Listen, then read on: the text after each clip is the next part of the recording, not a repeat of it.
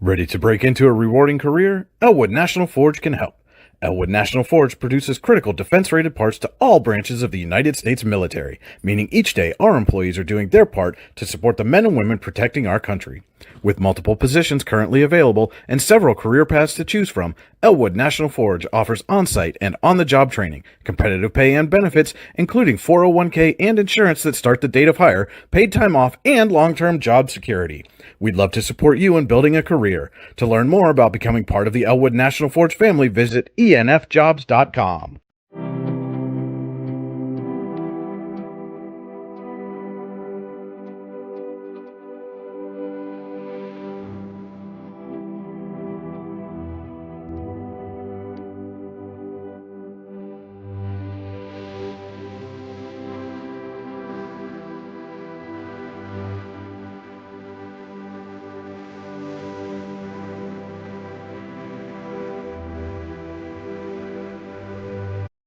For all your automotive needs, look no further than the Warren Tire Center. From new tires to tire repairs, PA state inspections, wheel alignments, and auto detailing, there's so much more that we can do for you, and there's no reason to go anywhere but the Warren Tire Center in Warren, Pennsylvania. With over 40 years of serving the Warren and surrounding communities, it's always been a great day at the Warren Tire Center. We offer same-day service and walk-ins are welcome. Open Monday through Friday from 7:30 a.m. to 5 p.m., the Warren Tire Center can be reached at 814-723-8050 and on the web at warrentirecenter.com. You've got dreams. Might even be something big. Imagine what you could do with the right solutions. Secured against evolving threats and set up to make the right decisions faster.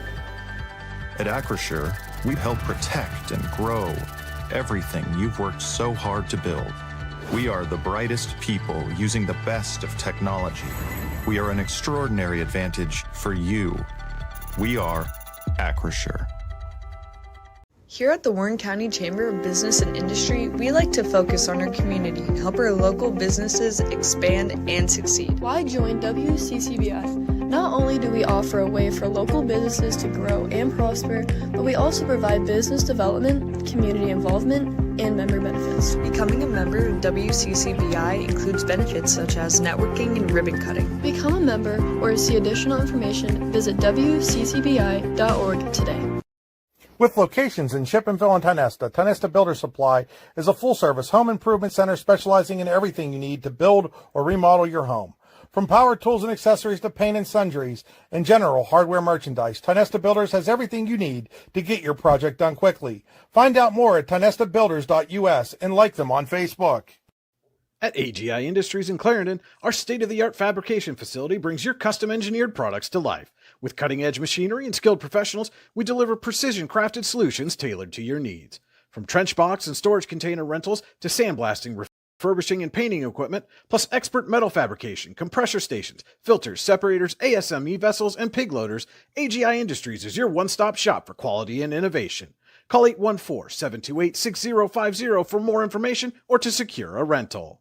When it's your special day, we know you want everything to be just perfect. That's why at the Allegheny Grill in Foxburg, we spared no expense in creating our new indoor-outdoor wood-framed event center with waterfalls, gorgeous views of the Allegheny River, a fire pit, and plenty of parking. The Allegheny Grill in Foxburg will take care of everything from catering to bartending, so all you have to do is bring the fun. We do it all for your wedding, anniversary party, corporate event, and so much more. One look at our new facility and we know you'll fall in love. And remember, the view is always free at the Allegheny Grill in Foxburg, PA. The Bulldogs want to get back on the winning ways, while the Dragons want to give their seniors something they haven't tasted on this field in a long time. Warren hosts Meadville in District 10 Region 6 action next on your daily local, the YDL Sports Network. Providing in-depth audio, video, and written coverage of high school and small college sports across Western Pennsylvania. The YDL Sports Network. If you love sports, this is the place to be. Hey, very pleasant good evening to you, ladies and gentlemen. This is high school football on your daily local, the YDL Sports Network. Welcome into the Casella pregame show. Fans are an essential part of any team. Visit Casella.com to join our team today. Casella, our people, your team. Tonight's game stream is powered by Oil Country Crates. Your products are protection, oilcountrycrates.com. And you're on the Warren Tire Center drive to the game. Warren Tire Center, make sure you get to the game in comfort. Give them a call, 814-723-8050. Welcome into the AGI Industry Storage Containers broadcast booth. Brian Hagberg, Cody Elms with you on your daily local, the YDL Sports Network. AGI Industries is your one-stop shop for quality and innovation. Call 814-728-6050 for more information or to secure a rental. And Cody, this is one of the older rivalries in District 10. No, it's got a very storied history between these two teams, but this one of those years that both teams come into this one a little bit on the downswing. Meadville's 2-6 overall. Warren is 1-7 overall. And, both teams would like nothing better than to, kind of end this season on a positive trajectory and looking ahead to next year. Yeah, Meadville dropping down from 6-6 last season. And Warren actually improving from last season, now sitting at 1-7. Both these teams kind of in different parts of their program right now. Meadville has a pretty strong running game going for them. Warren's still trying to find their footing, both literally and figuratively, as they kind of build up this program again. Yeah. Last year when these two teams met, it was a 56-7 Meadville victory. Jordan Lawrence and Jacoby Thompson combined for 232 rushing yards and 4 touchdowns. And though, of course, this is a different Meadville team than it was a year ago, but both of those players are back for the Bulldogs. Combine them with Tymeer Phillips, who had 3 touchdowns and 101 rushing yards in Meadville's loss to General McLean last week, excuse me. This is going to be a very potent rushing attack that the Warren defense is going to have to try to figure out. Yeah, Lawrence, Phillips, and Thompson, all of them, they account for 22 of the Bulldogs' 24 rushing touchdowns. Lawrence is averaging 7 yards per carry, and he also has 3 receptions for 42 yards. So, that's always an option as well, but they just haven't had to utilize it yet. And so, like we mentioned, Meadville coming off a loss to General McLean, 49-20. Phillips, 14 carries, 101 yards, 3 rushing touchdowns for the Bulldogs. Jordan Lawrence ran 31 times for 158 yards. So fully expect this to be a very ground-heavy offensive attack, which is a little bit different than what Warren has seen the last couple of weeks. Certainly much different than what it was the last time they were on this field and taking on General McLean. Oh, yeah, absolutely. And, the Bulldogs, they have over 2,200 yards rushing. So there's no doubt in my mind that they're going to run the ball. But they also have 737 yards in the air. So it's like if Warren stacks the box and focuses on stopping the run, it's also possible that we see this ball go in the air, albeit I don't think it's going to happen often. When it does, I think it'll be to Tymeer Phillips. Well, and you got to think, even from that perspective, if you give up some yards on the ground, it's got to lend itself to maybe not being susceptible, the Warren defense, to the big play through the air, as they have been the last couple of weeks. General McLean put up 58 on them in the first half. Oil City defeated them 61-7 last week, and we saw a week ago down at the oil field, Oil City's first 2 plays from scrimmage went for 100 total yards and 2 touchdowns on those passes from Colt Finley to Mims. Yeah, we've seen a couple games now, General McLean, Oil City, where within just several minutes of the start of the game, it was, you hate to say it, but more or less over. Yeah. And the offenses were having their way. Warren's been outscored 346-62. Their opponents are scoring 43.3 points per game. The Dragons just 7.8. Contrast to that, Meadville, they're outscored just 274-226, so much closer games for Meadville. They're giving up 34.3 points per game, but they're scoring 28.3. Yeah. So Meadville, although they're 2-6, have been a little bit more competitive in some of these matchups that they've had. And we talk about different offensive looks and how different schemes are played, but going to be a new look offense for the Dragons here tonight. Both Parker Kaiser and Aiden Egger not expected to play for the Dragons And so what we've been told is Charlie Blum will get the start at quarterback, and also expect to see maybe some new wrinkles in the backfield with Tommaso Clemente. Yeah, talking to head coach Chris Corbar right before the game, or right before we came on the air here, it sounds like Clemente. We might see a little bit of wildcat action tonight with Clemente, and it being senior night, it'd be nice, be great for him to be featured as well on that note. But as far as Charlie Bloom goes, it's kind of a question mark. I don't anticipate they're going to throw the ball a lot. I think it's going to be heavy run from Warren, no matter what the score is. But you might see Clemente put the ball in the air as well. And Clemente's been a big play threat for the Dragons. Had the first touchdown of the year for Warren way back when down at Connie. It was a 50-plus yard touchdown pass. Had Warren's only touchdown a week ago. That was a kickoff return right after a big play from Oil City. So he has certainly flashed that speed, and it will be interesting to see what he's able to do with getting the ball in his hands a little more frequently, not just being reliant perhaps on catching a pass from a quarterback. Yeah, he has 102 yards receiving off of just four receptions on the ground. He's three carries for 29 yards. So when he touches the ball, which is oddly enough not often, he makes a big impact. And we've kind of tossed it back and forth throughout the year on getting the ball in his hand because he just has that explosive speed. Sounds like tonight that's going to happen. With that, we're going to step aside. We'll be back with more of the Casella pregame show. High school football coming up on your daily local, the YDL Sports Network. Here in Warren County, Seneca Generation delivers more than electricity. We provide clean, reliable power, and we're proud to call this community home. Our team is committed to giving back, supporting local programs, and helping create opportunities that make a difference for families, schools, and neighborhoods. Because powering homes means empowering lives. Seneca Generation, powering your home, empowering our community.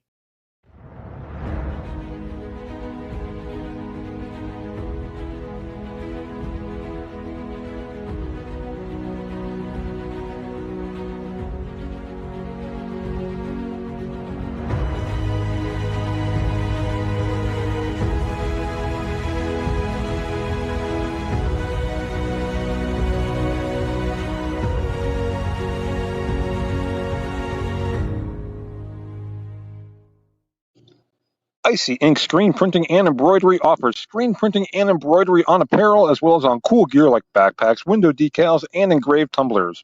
We also specialize in team, business, and organization fundraisers. Check out our Icebox stores online at icyinc.com or give us a call at 814-688-0034. Let's meet, drink coffee, and design some cool shirts. Be cool, wear Icy. If you're ready to buy or sell your home, then stop in at 4234 Market Street to let one of the agents at Howard Hanna Professionals help. Our friendly and knowledgeable agents can help you find the key to your dream home. Looking for a new career? Howard Hanna Professionals can help there too. Howard Hanna Professionals will assist new and experienced agents with the startup fees for an exciting career in real estate. Call Katrina Laurie at 814-726-2000 for more information. We think Ross Becker Insurance is a place for you and for your family, for your individuals, for your businesses, because we want to be your insurance advisor. We're local, we're knowledgeable, we have contracts with all different insurance carriers to customize and fit the right insurance program for your needs. We're here, you can come sit down with us, talk to us one-on-one, sit across from the kitchen table, sit across from our desks, and we can give you good insurance advice, how you can save money, where you don't want to save money and skimp out on coverage. And so we're there to help balance that and give you good insurance advice, good risk management advice. So after you have a claim disaster, you can have confidence that your family, your businesses, your cars, your assets are best protected.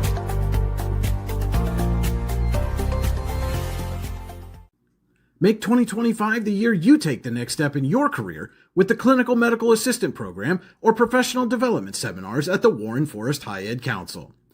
Learn how to make college affordable at the Financial Aid Seminar or grow your personal skill set with Fall Country Brunch and Event Planning Made Easy classes. Go to high-ed.org or call 814-723-3222 to register. The Warren Forest High Ed Council, your access to lifelong learning.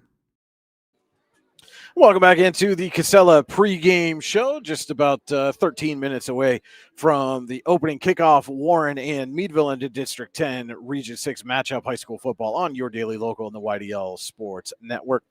Brian Hagberg, Cody Elms with you in the AGI Industry Storage Containers broadcast booth. And, Cody, we were talking a little bit about both of these offenses before the break and, how Warren's going to have some changes, based on personnel availability. One of the things they're going to have to figure out is just how to move the football. We talked a lot early in the season about how do you score points, how do you finish drives. The last 2 weeks, they've been held under 30 total yards of offense. And now you're at a point where, okay, how can we pick up just some first downs and keep some drives alive and just give our defense a rest? Yeah, they have to have extended drives. Whether they put the ball in the end zone or not, you make a really good point about letting your defense rest. The defense is going to have their work cut out for them tonight. The offense can make it a little less difficult on them if you A, limit Meadville's offense being on the field, and B, you just let your defenders get a breath. The guys that don't play both ways. As for the guys that play both ways, it could be a very long night. Yeah. And then on the flip side for Meadville, obviously this is a team that's typically very successful. Bulldogs struggled a little bit this year, come in with a 2-6 overall record. And, it's one of those cyclical things. I think, they were so good for so long that now you're just having kind of one of those years where maybe you got to reset a little bit, but it's certainly not for lack of talent. We mentioned Jordan Lawrence, Tymeer Phillips, Jacoby Thompson, the dual threat quarterback. You mentioned the 700 yards in the air, also has over 200 yards on the ground and 4 touchdowns. But again, a lot of these games that they've lost, it's just 7 points to Fort LaBeouf, 14 to Butler, 3 to Oil City, Sharon and McDowell kind of beat them up a little bit. General McLean by 29, but it's just a case of how do we get over that hump and kind of finish against some of these better teams. Yeah, and I think they'll get there. This is going to be probably more of a challenge for those underclassmen, going forward into the next several seasons because they're going to lose some of these top guys. So they're getting a little bit of experience on maybe the low so that they know how hard they got to fight to get back up to where they want to be, what they've seen these guys that are seniors now, what they've seen where they're at. The funny part is, or ironic part is, Meadville's down season at 2-6, if you want to call it that, is still pretty good. Yeah. When you compare the light games, Warren beat Franklin 14-6. Meadville beats them 54-3. So they dropped 40 more on Franklin than Warren did. Oil City 17, Meadville 14. Warren gave up 44 more points to Oil City than Meadville. The General McLean Warren score and the General McLean Meadville score relatively similar, 61-49. Yeah. That's a few big plays, but so that's kind of, if you're Meadville and you're looking at this record right now, I wouldn't focus so much on the record. I would focus more on where you're finding success, and then as you were saying, being able to finish those games and build on that. All right, we're going to step aside for another break. When we come back, we will have our players to watch and keys to the game. This is high school football on your daily local, the YDL Sports Network.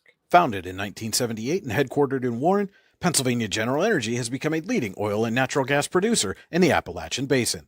PGE is a proud and growing organization making positive contributions to the region's economy and environment. We are equally proud of our commitment to safety and environmental programs. PGE is a strong, family-oriented company that believes in giving back to the communities in which we live, work, and play. PGE, producing the energy we need, protecting the environment we treasure.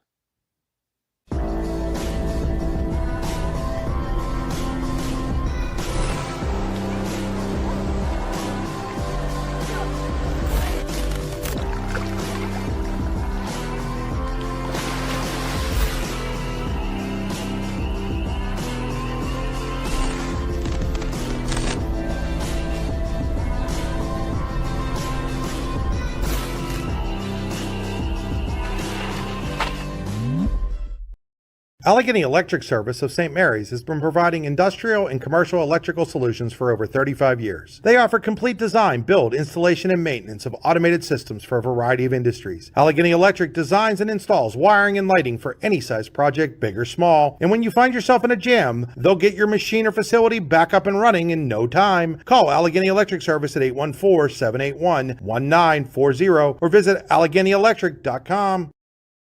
Looking for affordable auto, home, and life insurance? Look no further than Allstate Insurance, the David Jones Agency in Clarion and Meadville. At the David Jones Agency, you get personalized attention from someone who lives where you do. The David Jones Agency meets you where you are. They are available during regular business hours Monday through Friday at their office, via appointment at the office after hours, or remotely. The David Jones Agency also offers investment opportunities, including annuities and IRAs. The David Jones Agency can be reached in Clarion at 814-223-4000 and in Meadville at 814-337-5107.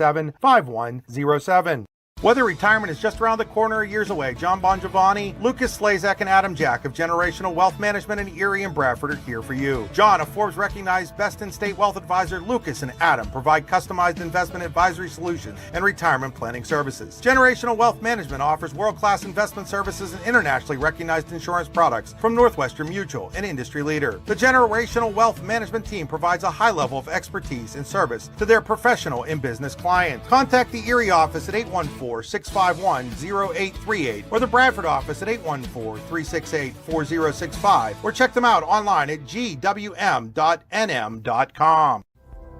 Discover radiant beauty with Healing Beauty by KJ.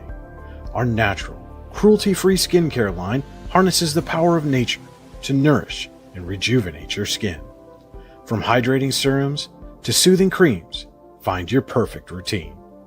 Shop now at shophealingbeauty.com for exclusive offers and free shipping on orders over $50. Healing Beauty by KJ. Glow naturally. Shine beautifully. Welcome back into the Casella pregame show. 6 minutes away from the opening kickoff between Meadville and Warren here from War Memorial Field. Let's take a look now at our Warren County Chamber of Business and Industry players to watch. Find out what the Chamber Advantage is all about at wccbi.org. And Cody, which players are going to give their team the advantage tonight? Well, for the Bulldogs, it's got to be Jordan Lawrence. We were talking about him a lot already. He averages 7.3 yards per carry, has 8 straight 100-plus yard games this season. And to go back in time a little bit, as a sophomore, he accumulated 1,336 yards. As a junior, 1,355 yards. Overall, he's closing in on 4,100 yards rushing in his high school career. He's 2 rushing touchdowns away from 40 in that time frame. He has been a force for 3 straight seasons now. That's going to continue tonight. On the Dragons side, it's going to be Tommaso Clemente. We talked about him a little bit earlier, too. Every time he touches the ball, just 7 times for 131 yards, but he averages 18.7 yards each time. So for tonight, if he can run rabid like I think he can, he could not just be the spark that the Dragons need. He might be dynamite. Those were our WCCBI players to watch. Now let's take a look at our Howard Hanna Professional keys to the game. Howard Hanna Professionals can help you get the keys to a new home. Call 814-726-2000 or visit howardhannaprofessionals.com to find out more. And Cody, what is the key to victory tonight for the Dragons? For the Dragons, they got to make the best of their matchups. Take advantage of any situation that Meadville drops the ball, again, figuratively, literally. Yeah. Try to force Meadville into errors and mistakes. At the same time, they got to keep their own errors and mistakes at a minimum. And then aside from the win, most of all, the seniors, this is their last opportunity to show up in front of their hometown fans. They got to make the most of it. On the Bulldog side of it, they got to let Lawrence and Thompson do their thing on the ground, and everything else should just fall into place. If the Bulldogs have to go to the air, like I said earlier, I think it'll be limited. But if they do, Tamir Phillips with his 8 touchdowns is going to be their go-to guy. Those were our Howard Hanna Professionals keys to the game. Visit howardhannaprofessionals.com for more information. Well, that will wrap it up for the Casella pregame show. We're going to step aside when we come back. First quarter action from War Memorial Field, Dragons and Bulldogs on your daily local, the YDL Sports Network.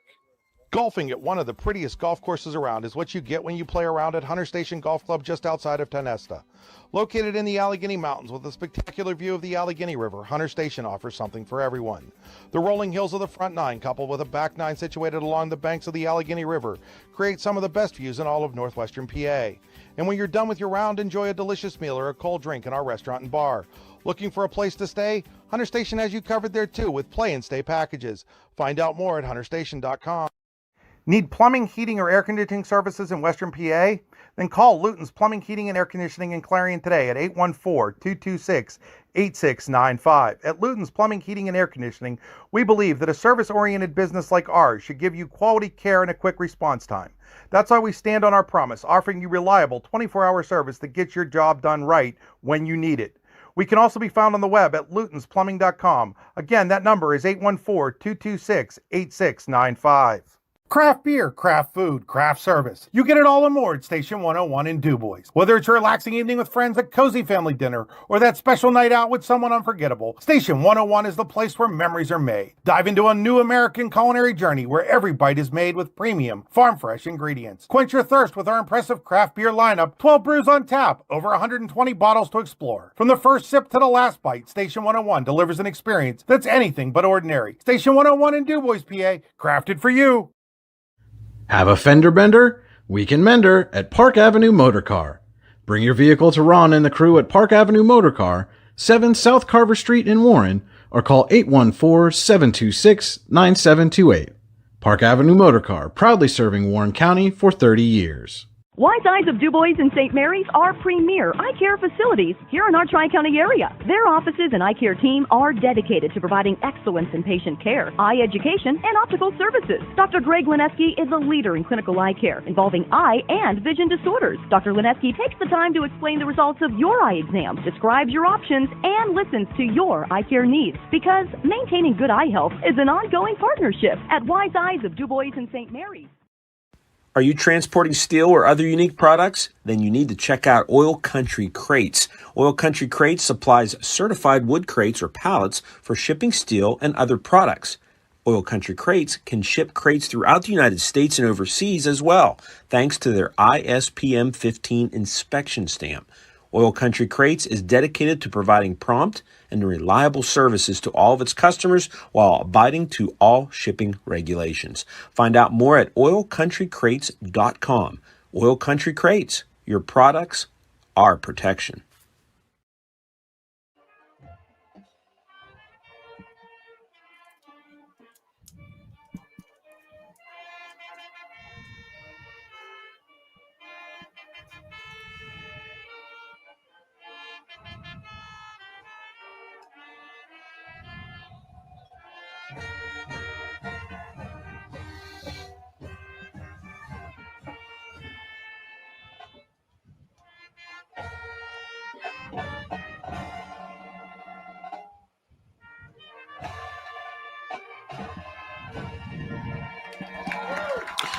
The Warren Dragon Marching Band finishing up tonight's national anthem.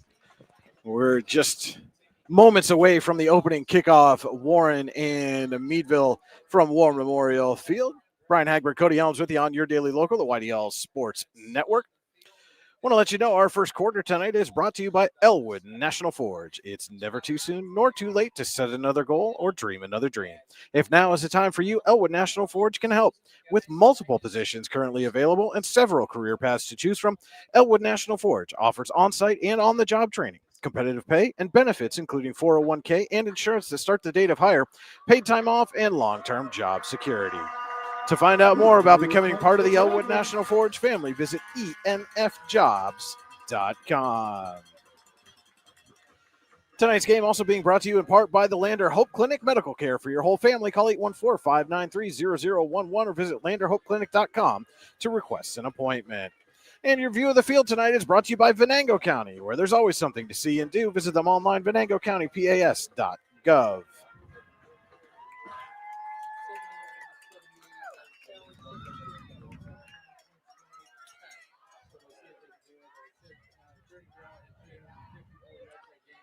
And we'll have the captains come out here for the ceremonial coin toss in just a second.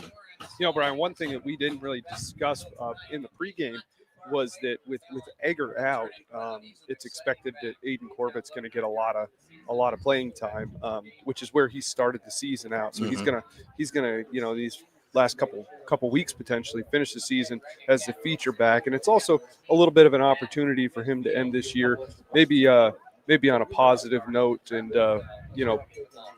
maybe prove a little something going into his next year. Yeah, had some fumbling issues mid-season ish, and saw Egger kind of take over lead back duties. Yeah, Corbett had a couple of runs last week, just a few yards, but the ball security was there. You could tell that he was, both arms wrapped around that ball, protecting it. So Warren has won the toss and elected to defer. Meadville will get the ball to start this game.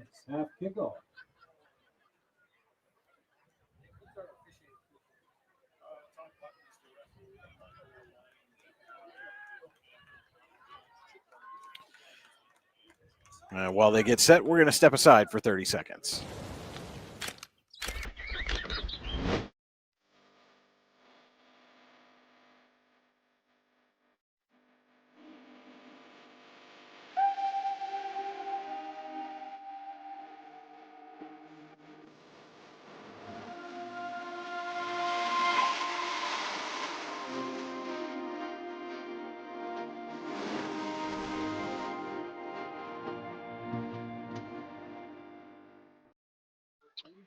Just about set for the opening kickoff. Warren in Meadville from War Memorial Field.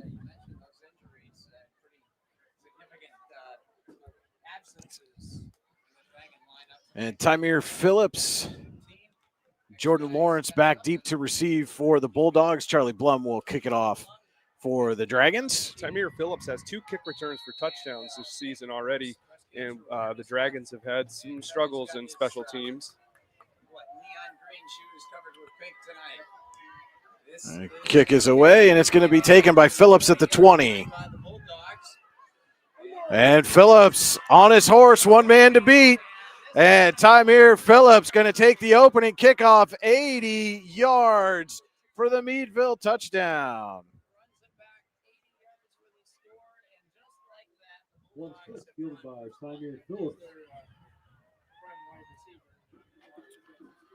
And you see that speed from Phillips on display.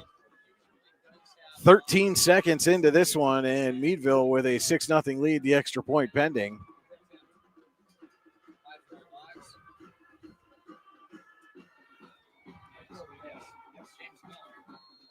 And on to kick the attempt, the extra point, James Miller. And Miller's kick is no good. So 13 seconds into the Elwood National Forge first quarter, and Meadville with a 6-0 lead as Tymere Phillips takes the opening kickoff back 80 yards. And Cody, this is absolutely not the start you wanted to this one. If you're a Warren team looking for some positives at the end of the season. Yeah, when they did the coin toss and Warren elected to defer, that was actually my concern. And why I said that before they kicked the ball about Tymere Phillips was, this is a tough matchup as it is, but boy, that's just deflating to open up that way. Within the first 13 seconds, you're already down a touchdown. So Aiden Corbett and Tommaso Clemente back deep to receive. And you mentioned Phillips has a couple of kick returns. Clemente had one a week ago for the Dragons, and they'd love for him to get another one right here, get this game back square, or maybe give them the lead. Yeah, Clemente has had some pretty good returns aside from just that touchdown return. He usually gets the ball up around the 30. Deep kick, and Corbett's going to take it at about the 2. And he's going to get corralled right around the 18-yard line.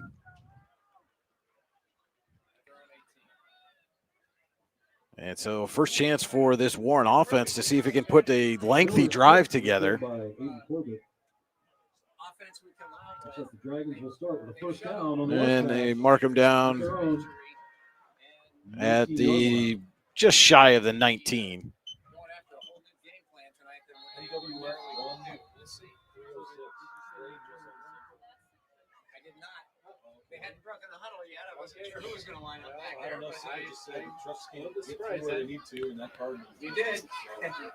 And so it'll be Charlie Blum in the pistol with Corbett the deep back, Zach Barnes the up back.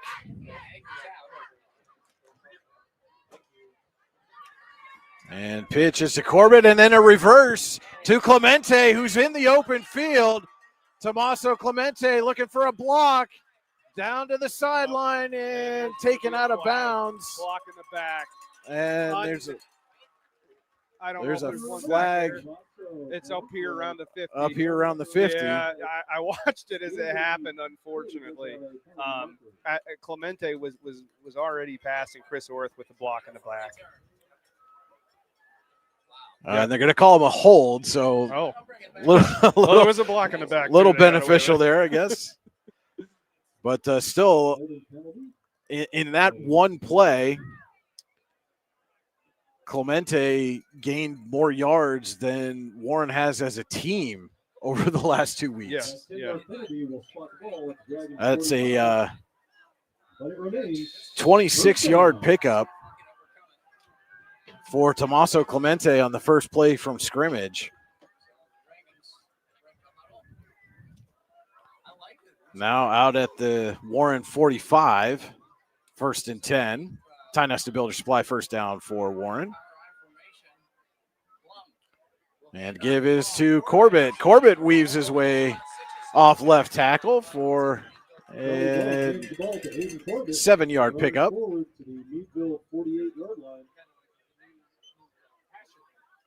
Second and 3 for Dragons. And so far, Cody, this is exactly what you want to see from the Warren offense that struggled the last couple of weeks just to move the ball. Yeah. This is a little bit more energy right now than we've seen the last couple of weeks. 2nd and 3. Give us to Barnes, and he is swallowed up as soon as he gets the ball. That was number 78, Hudson Palmero for the Bulldogs.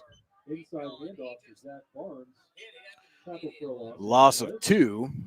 And just as I talked about the positive gains for the Warren offense, they lose 2 yards, but still a 3rd and 5. And got to think this is at midfield. You've already given up a long kick return, probably 2-down territory if you go forward at all. Yeah, I think anything that's going to be around midfield for Warren throughout the night is going to be 4 downs. Blum under center. Toss to Corbett, a little high. But Corbett cuts back inside, and he's going to be close. I think he's going to be about a half yard shy of the first down.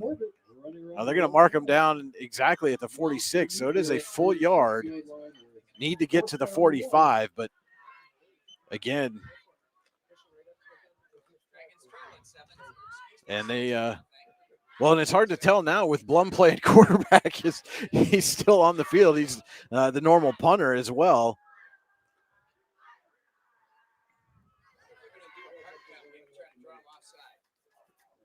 So 4th and 1 for the Warren offense in Meadville territory at the Bulldogs 46, and all kinds of movement up front.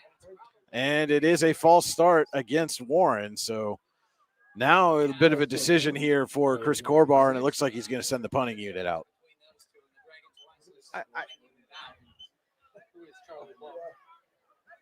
I don't know if I agree with that, Brian. You'd still go for it here? I just don't know how many times you're going to find yourself in this position throughout the night. That's the only thing I get nervous about when you're making these decisions is maximizing opportunities. Get the ball in Clemente's hand. He's more than capable of picking up 6-7 yards. But punting it is. Phillips back to receive. And Bulldogs jump. Warren left tackle jumped, and now we get a flag, and it's going to back them up 5 more yards because the Bulldogs did not enter the neutral zone, and the Warren left tackle flinched.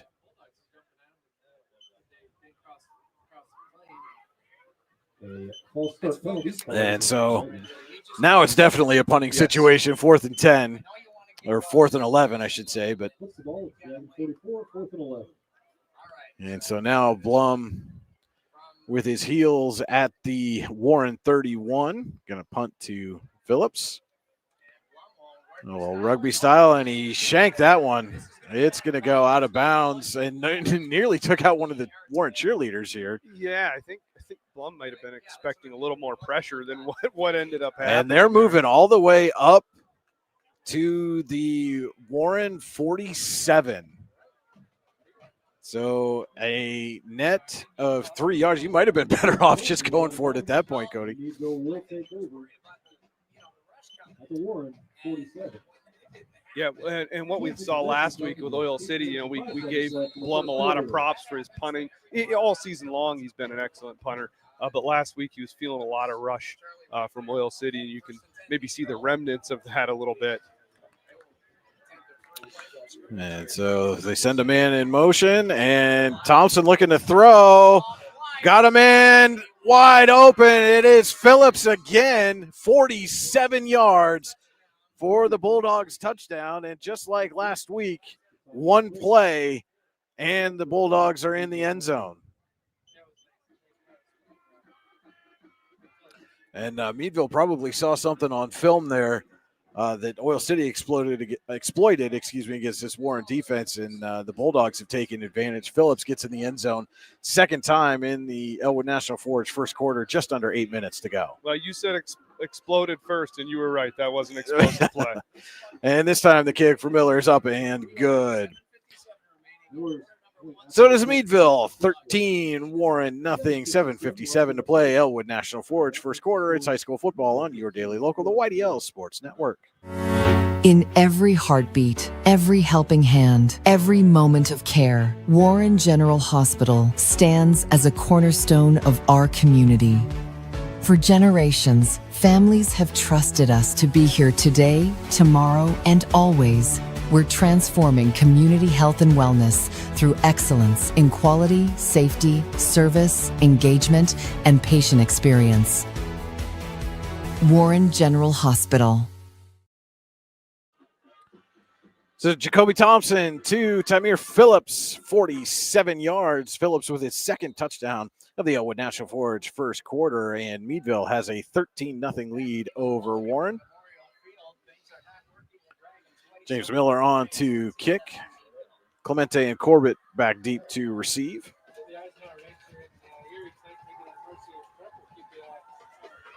And that kick is going to bounce, and Corbett takes it at the 8.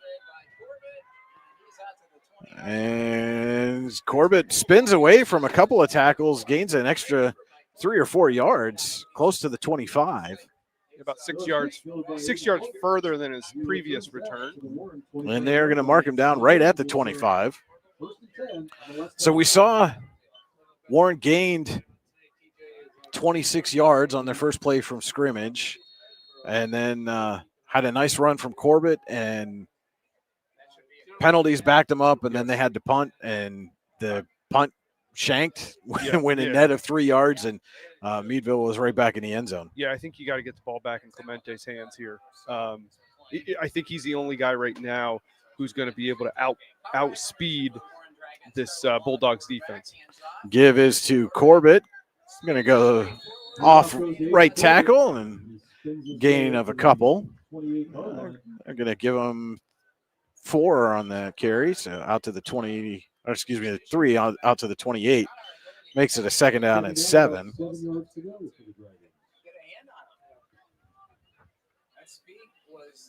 And I agree, Cody. You've got to manufacture ways to get the ball in Clemente's hands. He's your fastest guy on the field right now, and you got to find ways to not only get him the ball, but get him the ball in space. We've seen what he can do with it. Yeah, absolutely. He just runs rapid when he runs. I mean, it's just he's not going to be easily brought down.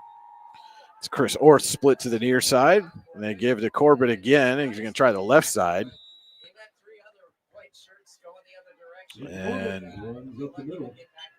gain of 1, a gain of 2, make it a third down and 5. So they've had third and manageable each time so far, have the Dragons, but converting these third downs has been a struggle for them all season long. Yeah, that's the capitalizing that we've talked about so often. So Orth split near side, Clemente to the far side. Corbett dots the I, Zach Barnes, the up back.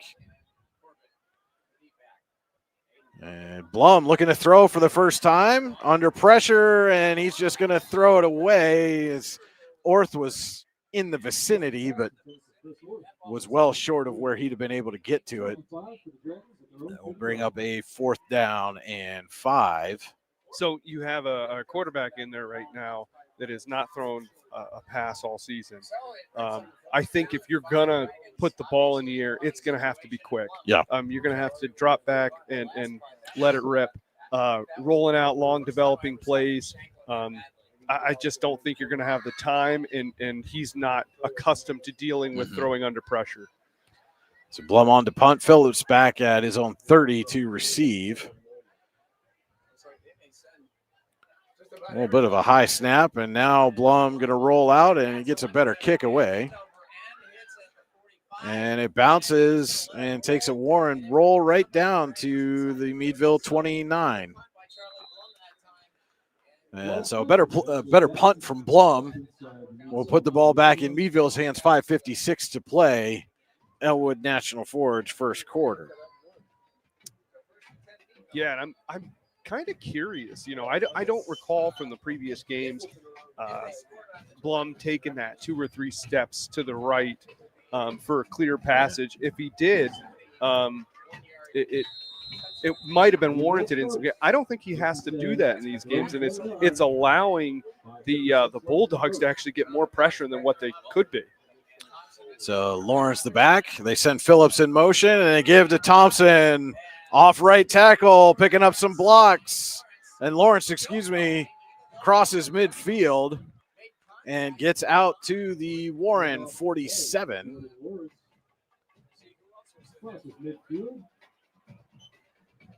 So a 24-yard pickup for Lawrence on his first carry of the game. And just like that, Meadville is back in Warren territory. And the last time they were at the Warren 47, it was a pass from Thompson to Phillips.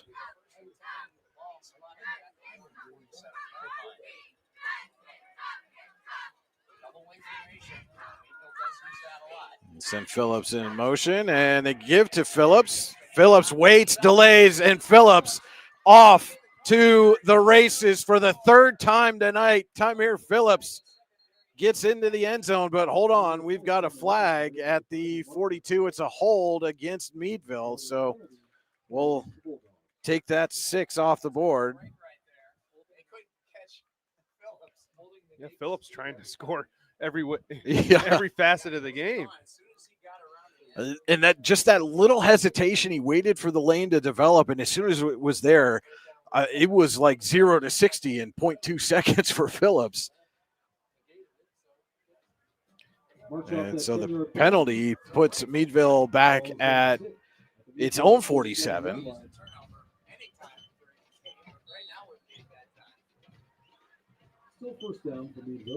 We'll see if they go right back to Phillips or maybe turn it back over to Lawrence. Let Phillips catch his breath for a play. Yeah, it might not be a bad idea. And the give is to Lawrence, and this time he's hit immediately. Inside handoff with Jordan Lawrence. Gain of a couple for Lawrence out to the 49. Gains a few yards. Second down, Meadville at their own 49. Tyson Harkins in on the stop for Warren. Will bring up a 2nd and 14 for the Bulldogs.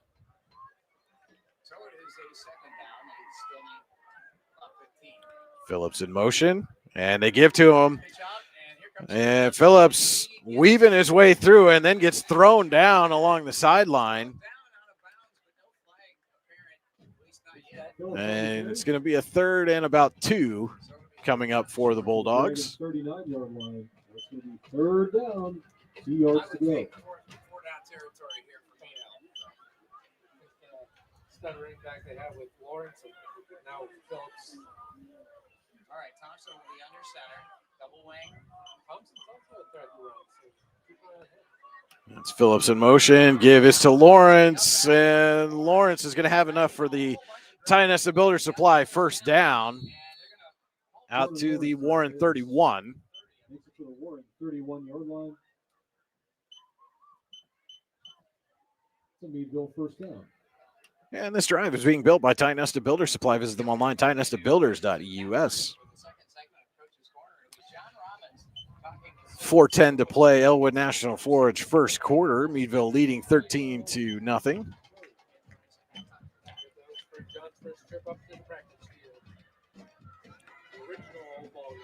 And give off tackle.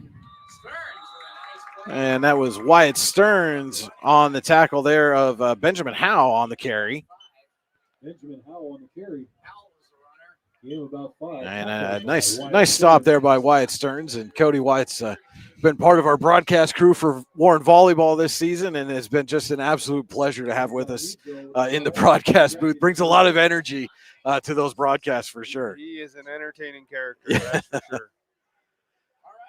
2nd and 6. And Thompson rolling out, and he's going to keep it himself.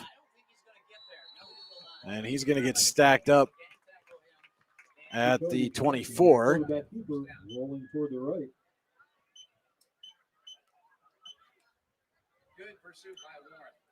Gain of a couple yards, tackled by a host. We'll make it a 3rd and 3. The Dragon 24-yard line. And neither team yet has had more than a 3rd and 5 through this Elwood National Forge first quarter. For varying reasons. Yeah.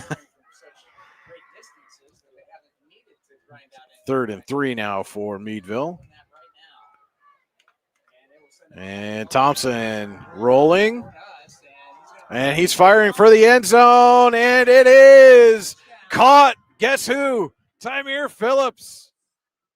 Well, he got the 3rd one. It was a little different than what he had initially run in for, but he'll take another receiving touchdown. Just a boring old pass. Just a boring old pass. 24 yards this time on the reception for Tymere Phillips.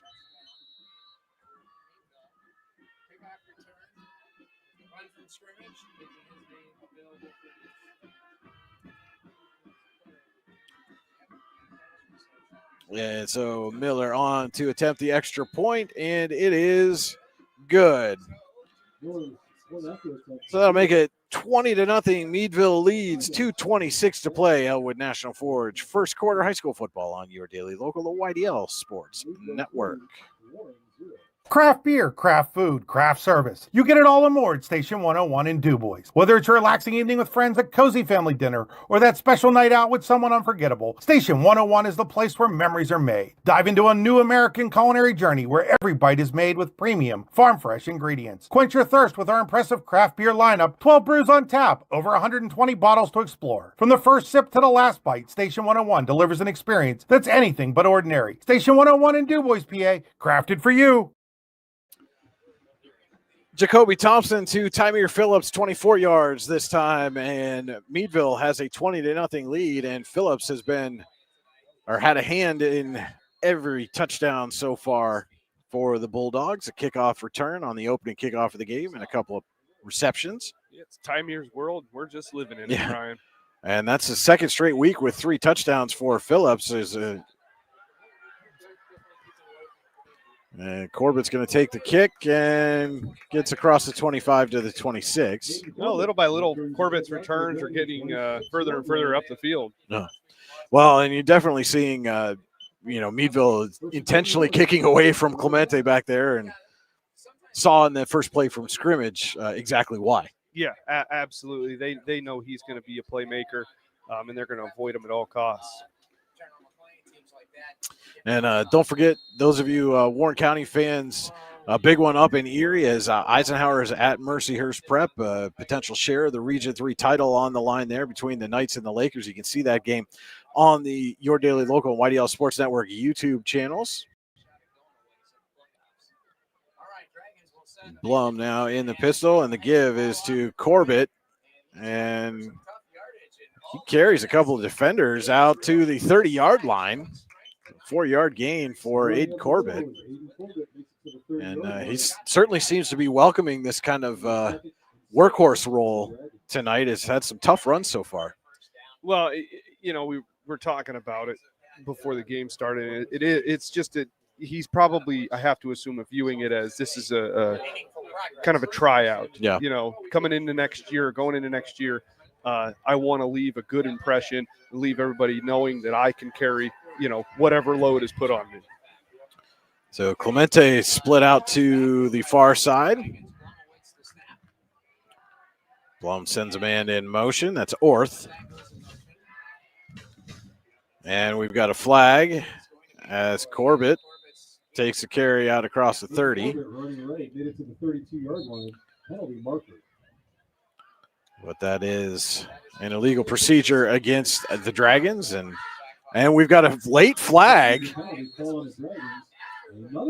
And that came from the official that was standing near the Meadville defensive huddle. I wonder if this is some kind of unsportsmanlike conduct or personal foul against the Bulldogs.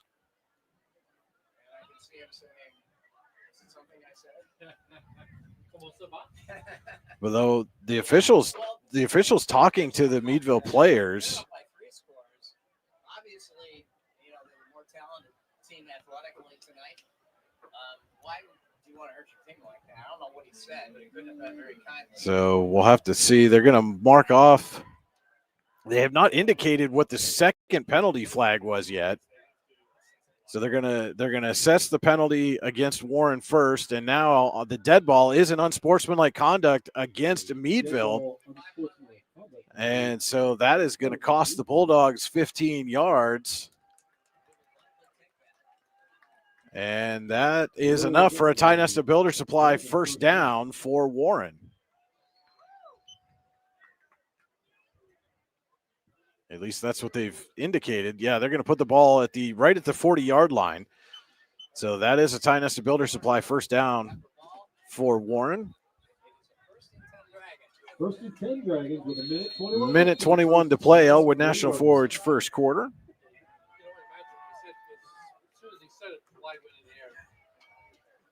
Yeah, there was no hesitation. And now twins to each side for Blum. Has Corbett with him in the backfield. And Blum looking to throw. Has some time. And let it go. Had Corbett with some space in front of him, but a little short and a penalty flag in the backfield. Yeah, I think the Bulldogs might give him another first. It is a personal foul. It's roughing the passer against Meadville.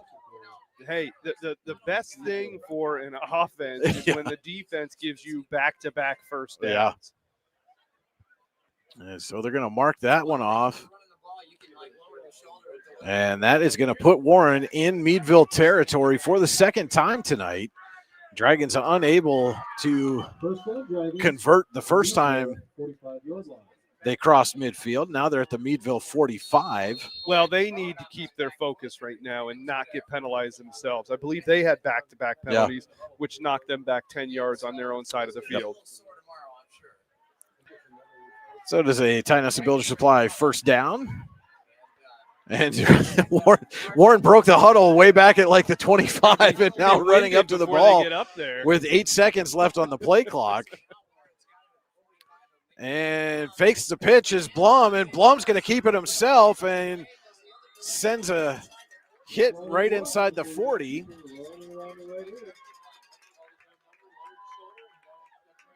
And he gets to the Meadville 38-yard line with 40 seconds left in the Elwood National Forge first quarter.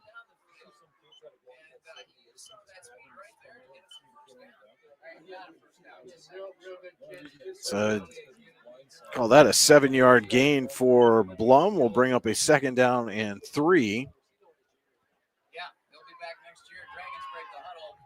Warren wisely kind of taking their time getting up to that line. And the pitch is to Corbett. Corbett picks up a block, and Corbett's going to cut inside and lost the ball. The ball came out as he tried to cut, and Meadville has it.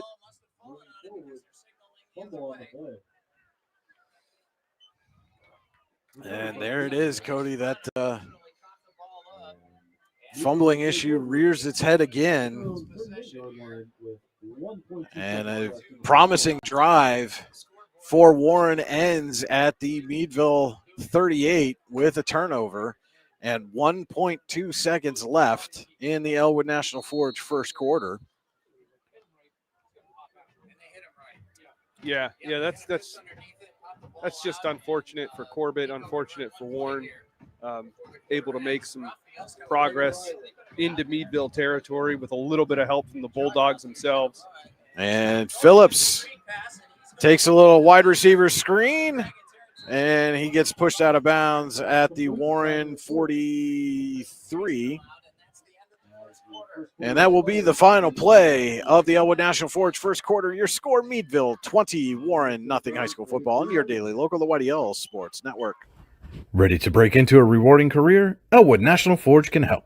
Elwood National Forge produces critical defense-rated parts to all branches of the United States military, meaning each day our employees are doing their part to support the men and women protecting our country.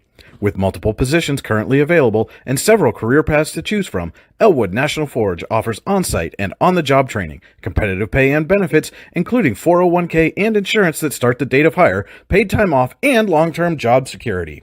We'd love to support you in building a career. To learn more about becoming part of the Elwood National Forge family, visit enfjobs.com. When it's your special day, we know you want everything to be just perfect. That's why at the Allegheny Grill in Foxburg, we spared no expense in creating our new indoor-outdoor wood-framed event center with waterfalls, gorgeous views of the Allegheny River, a fire pit, and plenty of parking. The Allegheny Grill in Foxburg will take care of everything from catering to bartending, so all you have to do is bring the fun. We do it all for your wedding, anniversary party, corporate event, and so much more. One look at our new facility and we know you'll fall in love. And remember, the view is always free at the Allegheny Grill in Foxburg, PA.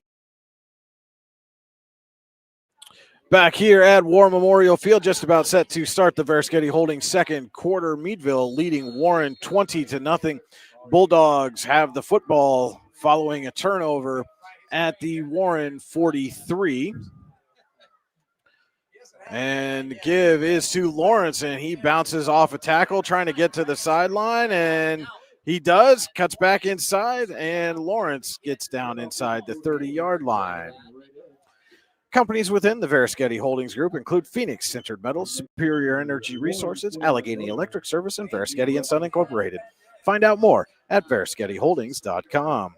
Tonight's game also being brought to you in part by Healing Beauty by KJ. For all your hair, makeup, and beauty needs, visit Healing Beauty at 112 Pennsylvania Avenue West in Warren or at ShopHealingBeauty.com. Ty Nesta Builder Supply first down for the Bulldogs at the Warren 29. Thompson looking to throw, steps up, has time. He's got a man wide open in the end zone. Another Meadville touchdown. That is number 36, Zach Carr, on the 29-yard reception for the Bulldogs. And Meadville, or Tymir Phillips, let somebody else get a little taste of the end zone tonight. Yeah, well, sooner or later he's going to have to share. Yeah. Sharing is caring. Indeed it is. Miller with the extra point attempt is good. 19 seconds into the Varskety Holdings second quarter, and Meadville extends the lead 27-0 over Warren High School football on your daily local, the YDL Sports Network.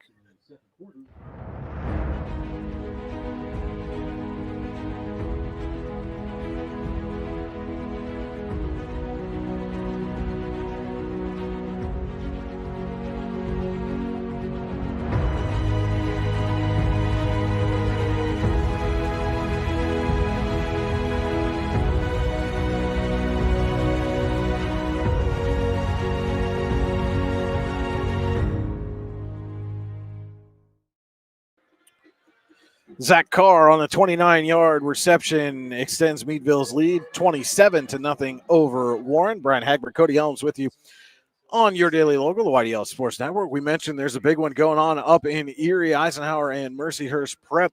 Knights win would give a share of the Region 3 title, and the Knights currently leading Mercyhurst Prep 7-6 in the second quarter. Again, you can see that game live right here on your daily local, the YDL Sports Network, on our YouTube channels. So Miller getting ready to kick it away. And the kick again toward Corbett, fielded right around the 15. And Corbett right up the sideline. Flag comes in as Corbett gets out near the 40. Running up the right edge. Penalty marker flies at the 35.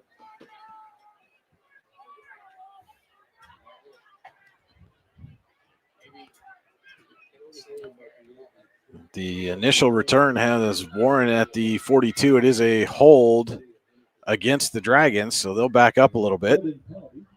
Out against Warren.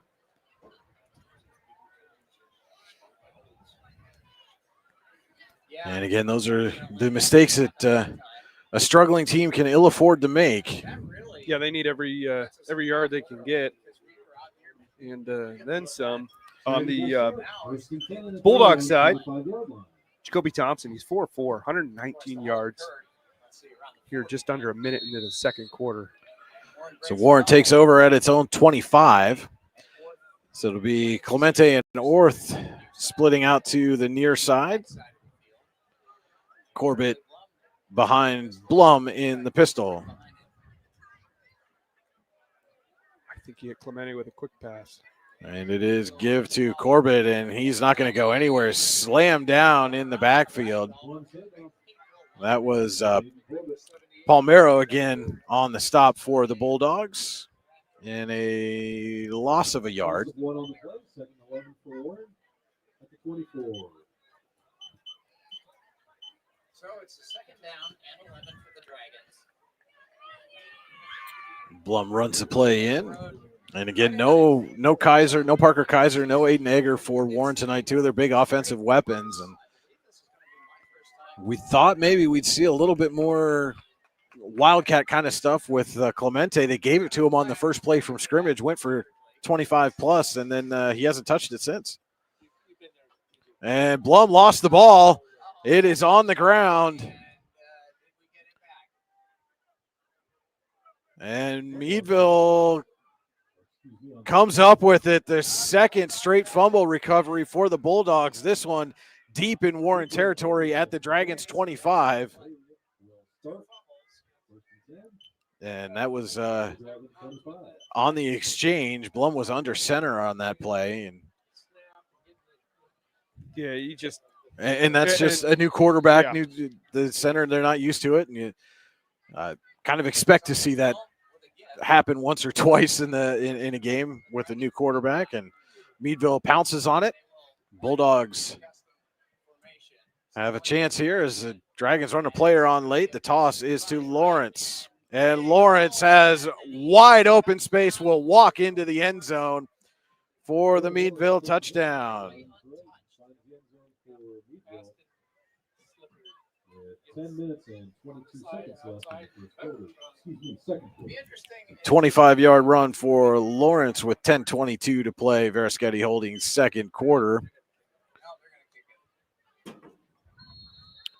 And Miller on to attempt the extra point.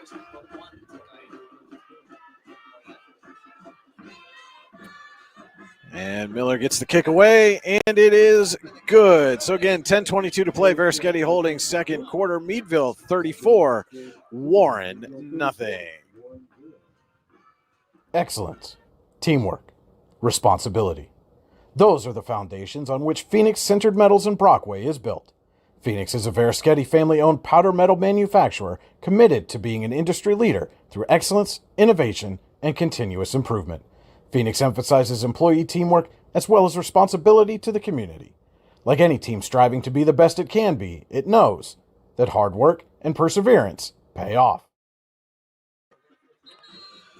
Jordan Lawrence with a 25-yard touchdown run has given Meadville a 34-0 lead. The Bulldogs have capitalized on a pair of Warren fumbles here in the Verischetti Holdings second quarter. Reminder that your view of the field tonight is brought to you by Venango County, where there's always something to see and do. Visit them online, venangocountypas.gov. Jordan Lawrence, just 5 carries, 73 yards, has that touchdown, averages 15 yards per carry. And Miller getting set to kick it away. And thought maybe Clemente and Corbett were going to switch sides there for a second, but they came back to their regular alignment, and Miller kicks it away. Corbett will take it. And he's going to let that bounce into the end zone for a touchback. And where that ball was kicked, I almost expected Clemente to try to make a play on it there, but he got himself in position to block for Corbett, ended up rolling into the end zone anyways. That's 20-yard line. We're going to do all boys teams, girls teams, varsity only, but you're going to get to know these kids, what they think about the game, what they think about. So Warren will start at its own 20.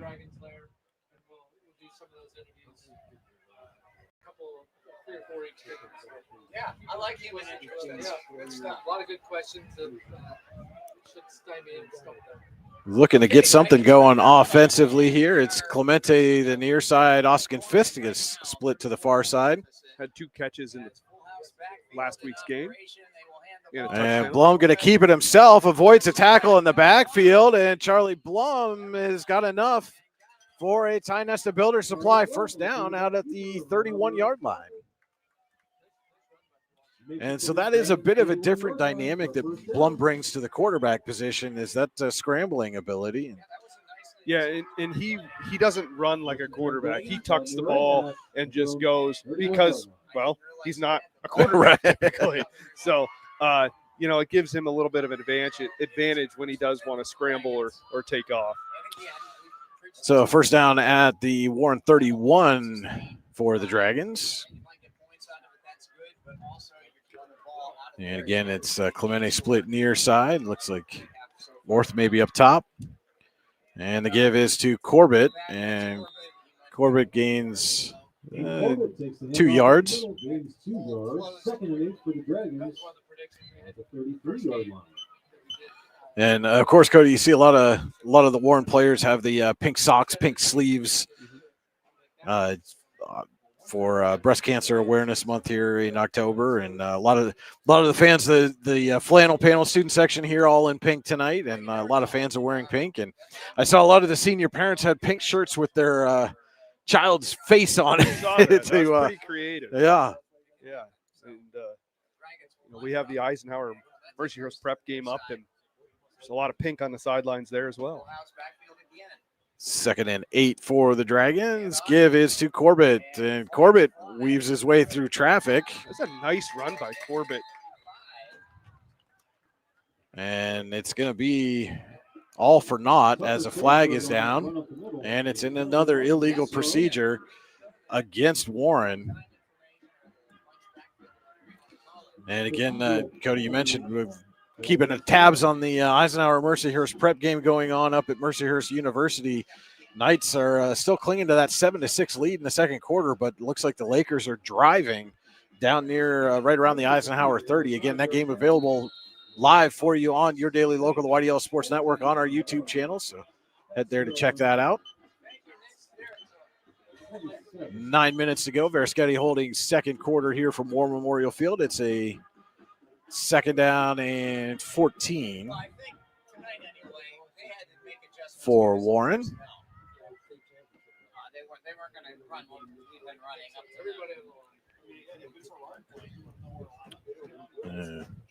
Blum will be under center. Fakes, looking to throw, rolls, fires, and I think that was picked off. He had his feet in bounds. It was. And that was, I believe, Jacoby Thompson. And it is an interception for Meadville. So 3 straight turnovers for the Bulldogs, or that the Bulldogs have generated now. And they're going to take over at the Warren 37.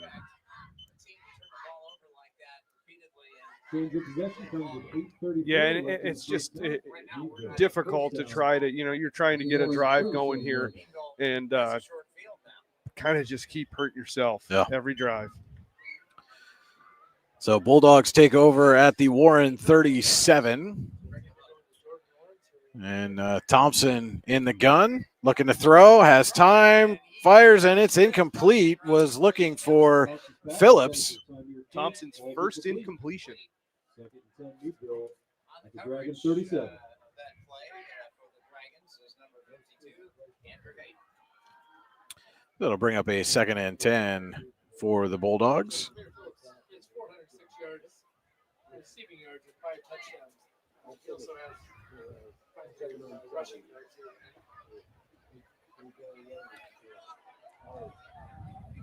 Okay, Meadville. So 2nd down coming up, and the give is to Lawrence, weaving his way through traffic, and he's carrying a couple of defenders with him. Oh, he had about 4 hanging off him there towards the end.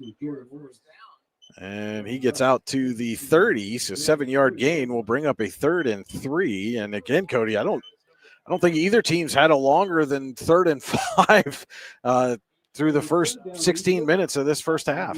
No, they haven't. But the performance he's put on tonight, he should need some headway into that. Lonzo has So 3rd and 3. Okay. Lawrence is pretty close to that right now. Give this to Lawrence, and he's going to go off tackle, finds his way to the sideline, and has a tie nested builder supply first down. And a flag comes in late, and maybe a little bit of a late hit there out of bounds as there's a Warren player slow to get up. I believe that is Alex Minio. I don't know if he was the guy that was last to hit. There were a whole bunch of blue shirts over that way, and the officials are conferring. And it is a personal foul against the Dragons, and Minio now up and walking off under his own power. So I wonder if he just maybe got the wind knocked out of him there for a second. So Meadville is going to be deep in the red zone now. Yeah, he's already shown why he's got those numbers. What's he, a senior, sophomore? And so it'll be first down and goal for Meadville just inside the 10. Dragon 10-yard line. Fifth-year senior? Yeah. So they're going to put the ball at the Dragon 9. First and goal. And Bulldogs. Pistol formation. And Thompson rolls, fakes, and throws wide open back of the end zone. It's Phillips. Another touchdown for Tamir Phillips, his 4th of the game. Tamir Phillips was just standing back Yeah. there waiting. He could have read a book while he was Made himself a little snag. Yeah. He got lost in the coverage on the back line there, and Thompson found him. This one for 10 yards as Miller's on to attempt the extra point. A bad snap, and that kick is going to be short, but 7:31 left in the Veriskety Holdings second quarter. It is Meadville 40, Warren nothing. Here in Warren County, Seneca Generation delivers more than electricity. We provide clean, reliable power, and we're proud to call this community home. Our team is committed to giving back, supporting local programs, and helping create opportunities that make a difference for families, schools, and neighborhoods.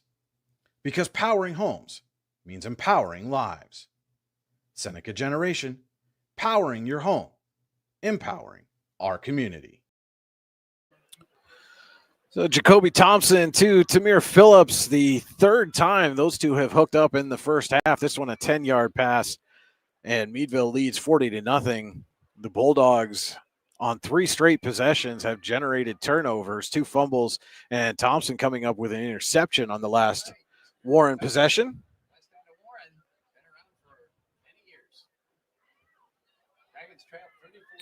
7:31 to go.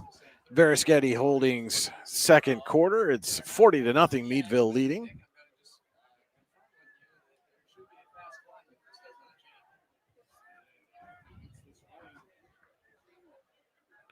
Miller getting set to kick it away.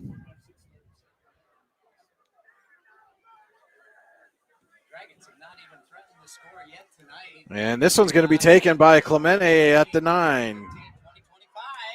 And down the sideline out across the 35-yard line. Or excuse me, that was Corbett again on the reception. They switched. So Warren will start at its own 37.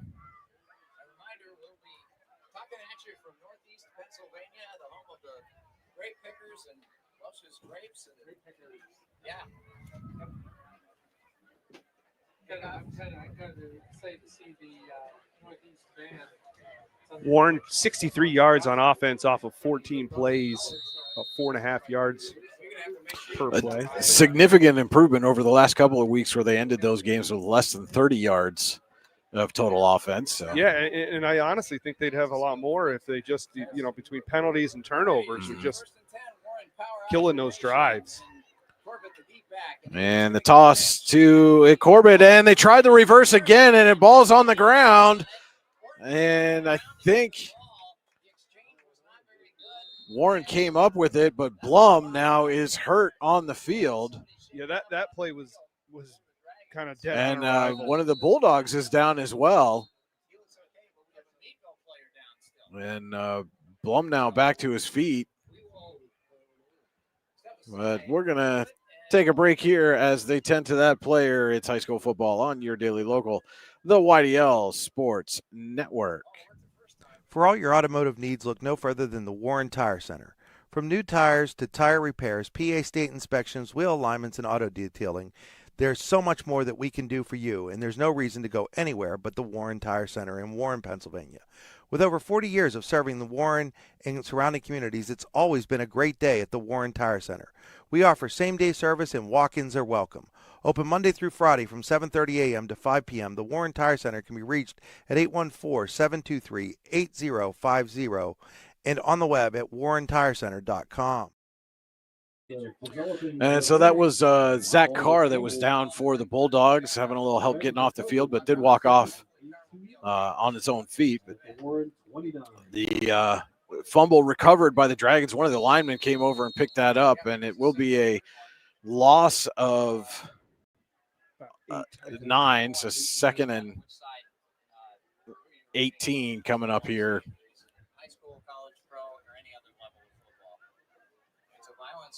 They tried to go the reverse to Orth that time and mishandled the pitch.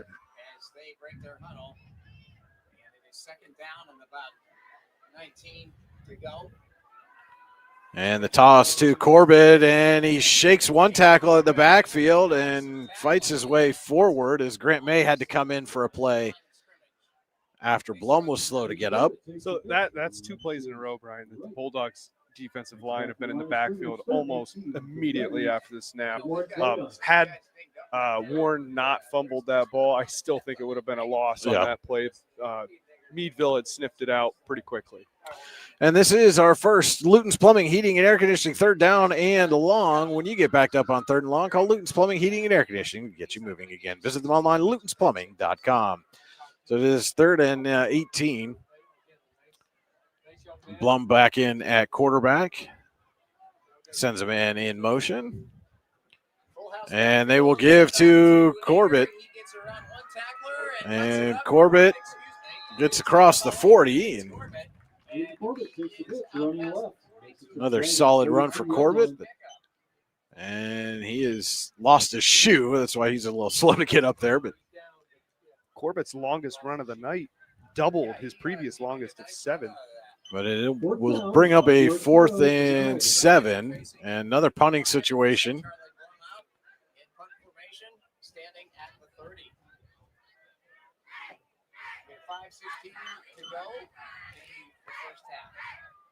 And it is now, again, we're keeping tabs. It is now Eisenhower on the move, still leading 7-6 at Mercyhurst Prep. But it looks like the Knights are down near the red zone, if not in it. Right in the 10-yard line right now. And Blum gets the kick away. And that's a great kick by Charlie Blum. Rolls down inside the 10 and at the 5-yard line. So another great punt by Charlie Blum. He had the shanked one to start this game, but has had a couple of big kicks since then. And this is the worst field position Meadville's had. And it's one positive thing. We talk about the little things for Warren trying to build your program, and it's not often talked about when you're building a program like this or trying to rebuild it. But the punting game this year has just been off the charts. Yeah. That's one thing that they can take from this season. So Meadville takes over at its own 5-yard line, 4:48 to play. Veriskety Holdings second quarter, excuse me. And they give up the middle. This should be enough for a Ty Nesta Builder Supply first down for Lawrence. Ty Nesta Builder Supply first down for the Bulldogs, and just like that, they're out of the shadow of their own goal line out to the 17-yard line. 12-yard gain for Lawrence on first down.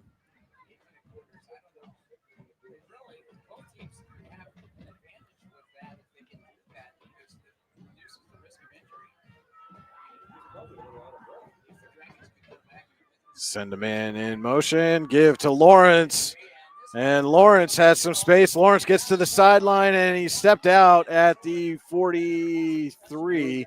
Chris Orth saving the touchdown there for the Dragons.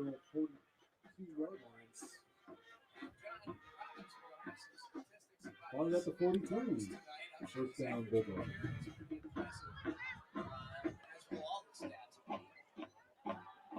Another Ty Nesta Builder Supply first down for Meadville. This drive being built by Ty Nesta Builder Supply. Visit them online, tynestabuilders.us. Jordan Lawrence with 9 carries, 127 yards.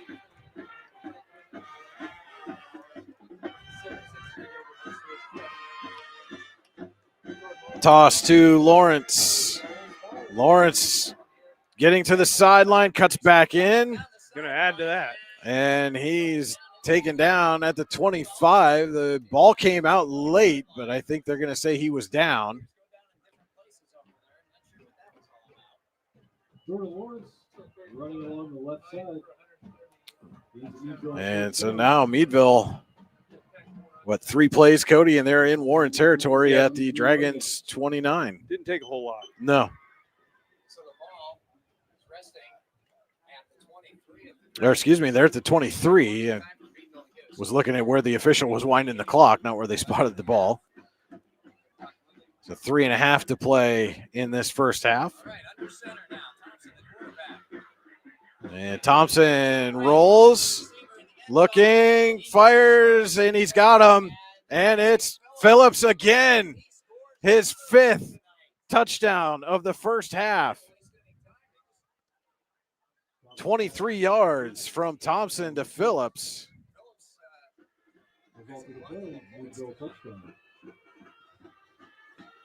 And looking over at Mercyhurst University, Eisenhower has just extended its lead over the Lakers. Looks like 13-6. Miller's kick is good. A little knuckleball action going through the uprights, but it is good. And with 3:20 to play, Veriskety Holdings second quarter. Meadville 47, Warren nothing. Icy Ink Screen Printing and Embroidery offers screen printing and embroidery on apparel as well as on cool gear like backpacks, window decals, and engraved tumblers. We also specialize in team, business, and organization fundraisers. Check out our Icebox stores online at icyinc.com or give us a call at 814-688-0034. Let's meet, drink coffee, and design some cool shirts. Be cool, wear Icy. Thompson to Phillips for the 4th time. Phillips gets in the end zone for the fifth time in the first half. And Meadville has a 47-0 lead over Warren. 3:20 to play first half. Don't forget to stay tuned for the Allegheny Grill of Foxburg halftime show of halftime stats, scoring summary, a look at the out-of-town scoreboard, and second half adjustments coming up for you. The Allegheny Grill of Foxburg halftime show. Thompson with 151 yards in the air, 122 of those are to Tamir Phillips. So Miller going to kick it away, and Corbett and Clemente switch late. And Clemente is going to get a touch this time as the ball bounces. He picks it up at the 21, reverses field, and Tommaso Clemente, one man to beat. Clemente to the sideline, and he's drugged down inside the Meadville 30. And you can see, Cody, that's why Meadville has not kicked to him all night. Yeah, and that's, to jump off of that, that's why if you're Warren, you have to get that guy the ball. You're doing yourself a disservice by not getting the ball in his hand at least once a drive. He doesn't have fumble concerns that we've seen thus far this year. He's extremely explosive, and at this point, I would say if your goal is to score before the end of the half, you got to put the ball in Clemente's hands again here. Yeah, Meadville takes its first Ross Becker Insurance timeout of the first half. Ross Becker Insurance Group, with locations in Corey, Northeast, and Seneca, strives to deliver a personal and beneficial experience to its customers while providing a great place to work for its valued team members. TeamRossBecker.com. That's Ross Becker. And again, just as Meadville and Tamir Phillips was scoring his fifth touchdown, Eisenhower extended its lead, a 7-point lead now for the Knights over Mercyhurst Prep out in Erie at Mercyhurst University. Again, Knights playing for a share of the Region 3 title, Cody, and that would be a big one for them, especially this first year after being bumped up a class to 2A. I think it would be huge. There was a lot of question marks. They've been a relatively successful program, but yeah, coming into this year, there were some question marks. You had to the school merger, as an added kind of bonus distraction coming into the season. But everything seemed to mesh well. The kids seemed to get along well, and sports will do that. Overall, if you have a successful team, things kind of just take off and take care of themselves. Well, it would be big for playoff seeding as well if the Knights are able to hold on there in Erie. Again, that game available live on Your Daily Local, the YDL Sports Network YouTube channels. So Warren with its best starting field position of the night at the Meadville 26. Blum fakes, keeps it himself, and he'll run out of bounds just shy of the 20. Give him a 5-yard gain.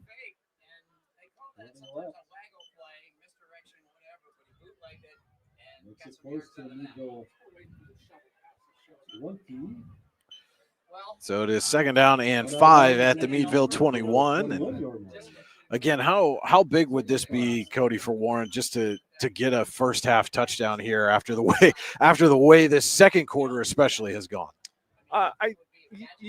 Again, it's one of those things. At the end of the year when you're trying to, what are the pros and the cons of the season? It's we're down 47-0, and we're still fighting, we're still scrapping, and we're able to put the ball in the end zone. And Blum going to keep it himself again, gets a block from Corbett, but I think he's going to lose a yard there as he's run out of bounds.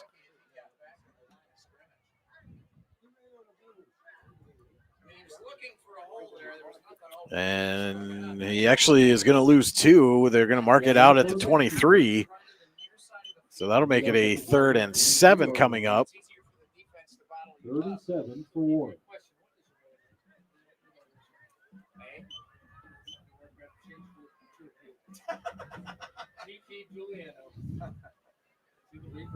Blum with 4 carries, 21 yards. Aiden Corbett, 10 carries, 35 yards. Tommaso Clemente, 1 carry, 26 yards.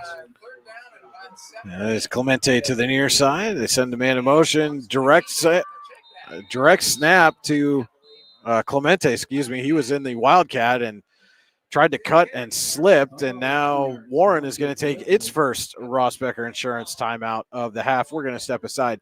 We'll be back with more high school football on Your Daily Local, the YDL Sports Network. At AGI Industries in Clarendon, our state-of-the-art fabrication facility brings your custom-engineered products to life. With cutting-edge machinery and skilled professionals, we deliver precision-crafted solutions tailored to your needs. From trench box and storage container rentals to sandblasting, refurbishing, and painting equipment, plus expert metal fabrication, compressor stations, filters, separators, ASME vessels, and pig loaders, AGI Industries is your one-stop shop for quality and innovation.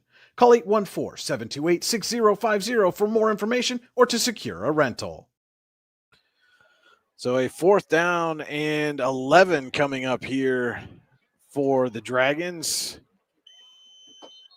after the big Tommaso Clemente kickoff return initially started with the ball at the Meadville 26, gained 5 on first down, and then have gone backwards the next 2 plays. So it is 4th and 11. And you got to think Blum's going to try to put it in the air here. Yeah. Well, maybe not, because it's Clemente back in the gun again. Yeah, Blum can't put it in the air if he's not back there. They send the man in motion, and they get it. Clemente's going to try to throw. Pats fires, looking for Blum. He's out of bounds. And so Meadville holds. It is a turnover on downs. The receivers were covered everywhere, and Tommaso had no choice but to just throw it up for grabs. And so Meadville takes over at its own 27. So Warren unable to capitalize, on the big kickoff return. Just over 2 minutes to play. Verschetti holding second quarter. I like that play call, though. Sure. Blum's a receiver. Has been a receiver pretty much all season long, and Clemente threw a decent ball, just a little bit out of bounds. Well, I'm not sure. Even if they'd have been inbounds, Thompson was all over Blum in the coverage, and I think at the end of that, he actually came away with the football. So, and now we'll give right up the gut, and not much doing there for Lawrence this time. No bleach on the stop. Up the middle. He's got 2 yards. A 2-yard pickup for Lawrence. Will take us down under 2 minutes to play. Again, stay tuned for the Allegheny Grill at Foxburg halftime show. Eisenhower and Mercyhurst are at the half, 13-6, Knights lead. 2nd and 8. They give off left tackle. That was handoff was to Benjamin Howe. Benjamin Howe on the carry, his second carry of the game. Makes it to the 32-yard line. And it will be a 3rd and 5 for the Bulldogs. We're just under a minute left. Verschetti holding second quarter.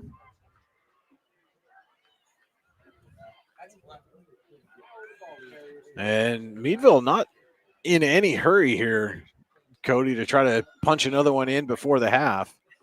Nor should they be. I think they're. You got to think at this point they're thinking health, getting out of this game healthy, taking care of their own guys. Give us to Lawrence off right tackle, and Lawrence into Warren territory. Jordan Lawrence was thinking touchdown. Yeah. It's a tie nest to Builder Supply first down for the Bulldogs with 25 seconds left. Yeah, we'll see if Meadville's going to take another snap here. They don't have to, and doesn't look like they're going to, as they're still in the huddle with 10 seconds. And Ray Collins is going to be content to take this 47-0 lead into the half. So your halftime score, Meadville 47, Warren nothing. We'll be back with the Allegheny Grill of Foxburg halftime show right after this.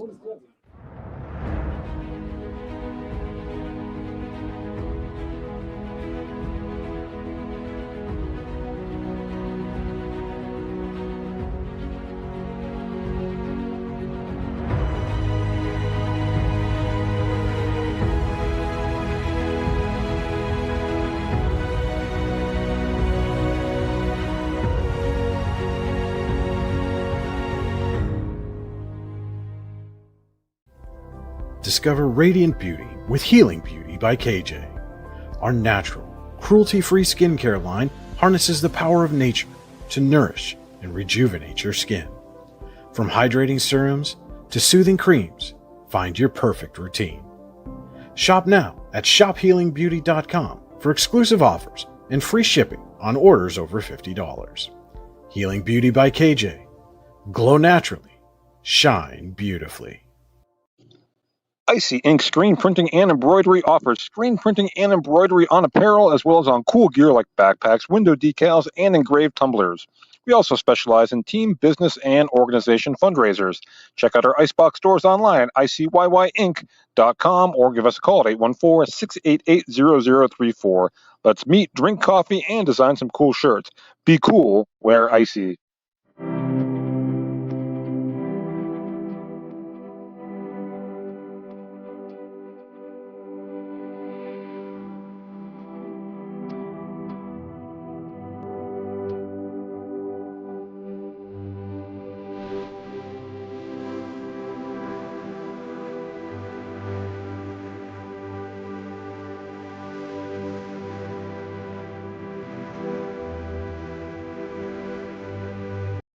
Here in Warren County, Seneca Generation delivers more than electricity.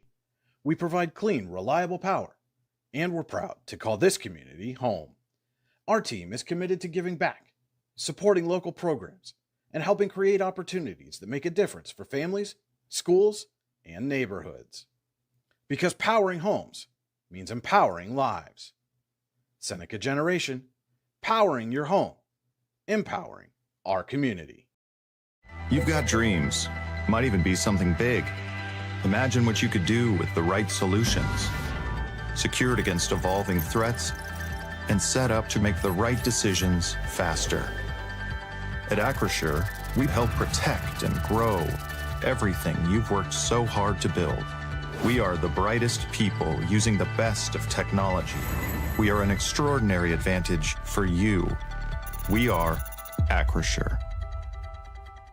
At AGI Industries in Clarendon, our state-of-the-art fabrication facility brings your custom-engineered products to life. With cutting-edge machinery and skilled professionals, we deliver precision-crafted solutions tailored to your needs. From trench box and storage container rentals to sandblasting, refurbishing, and painting equipment, plus expert metal fabrication, compressor stations, filters, separators, ASME vessels, and pig loaders, AGI Industries is your one-stop shop for quality and innovation.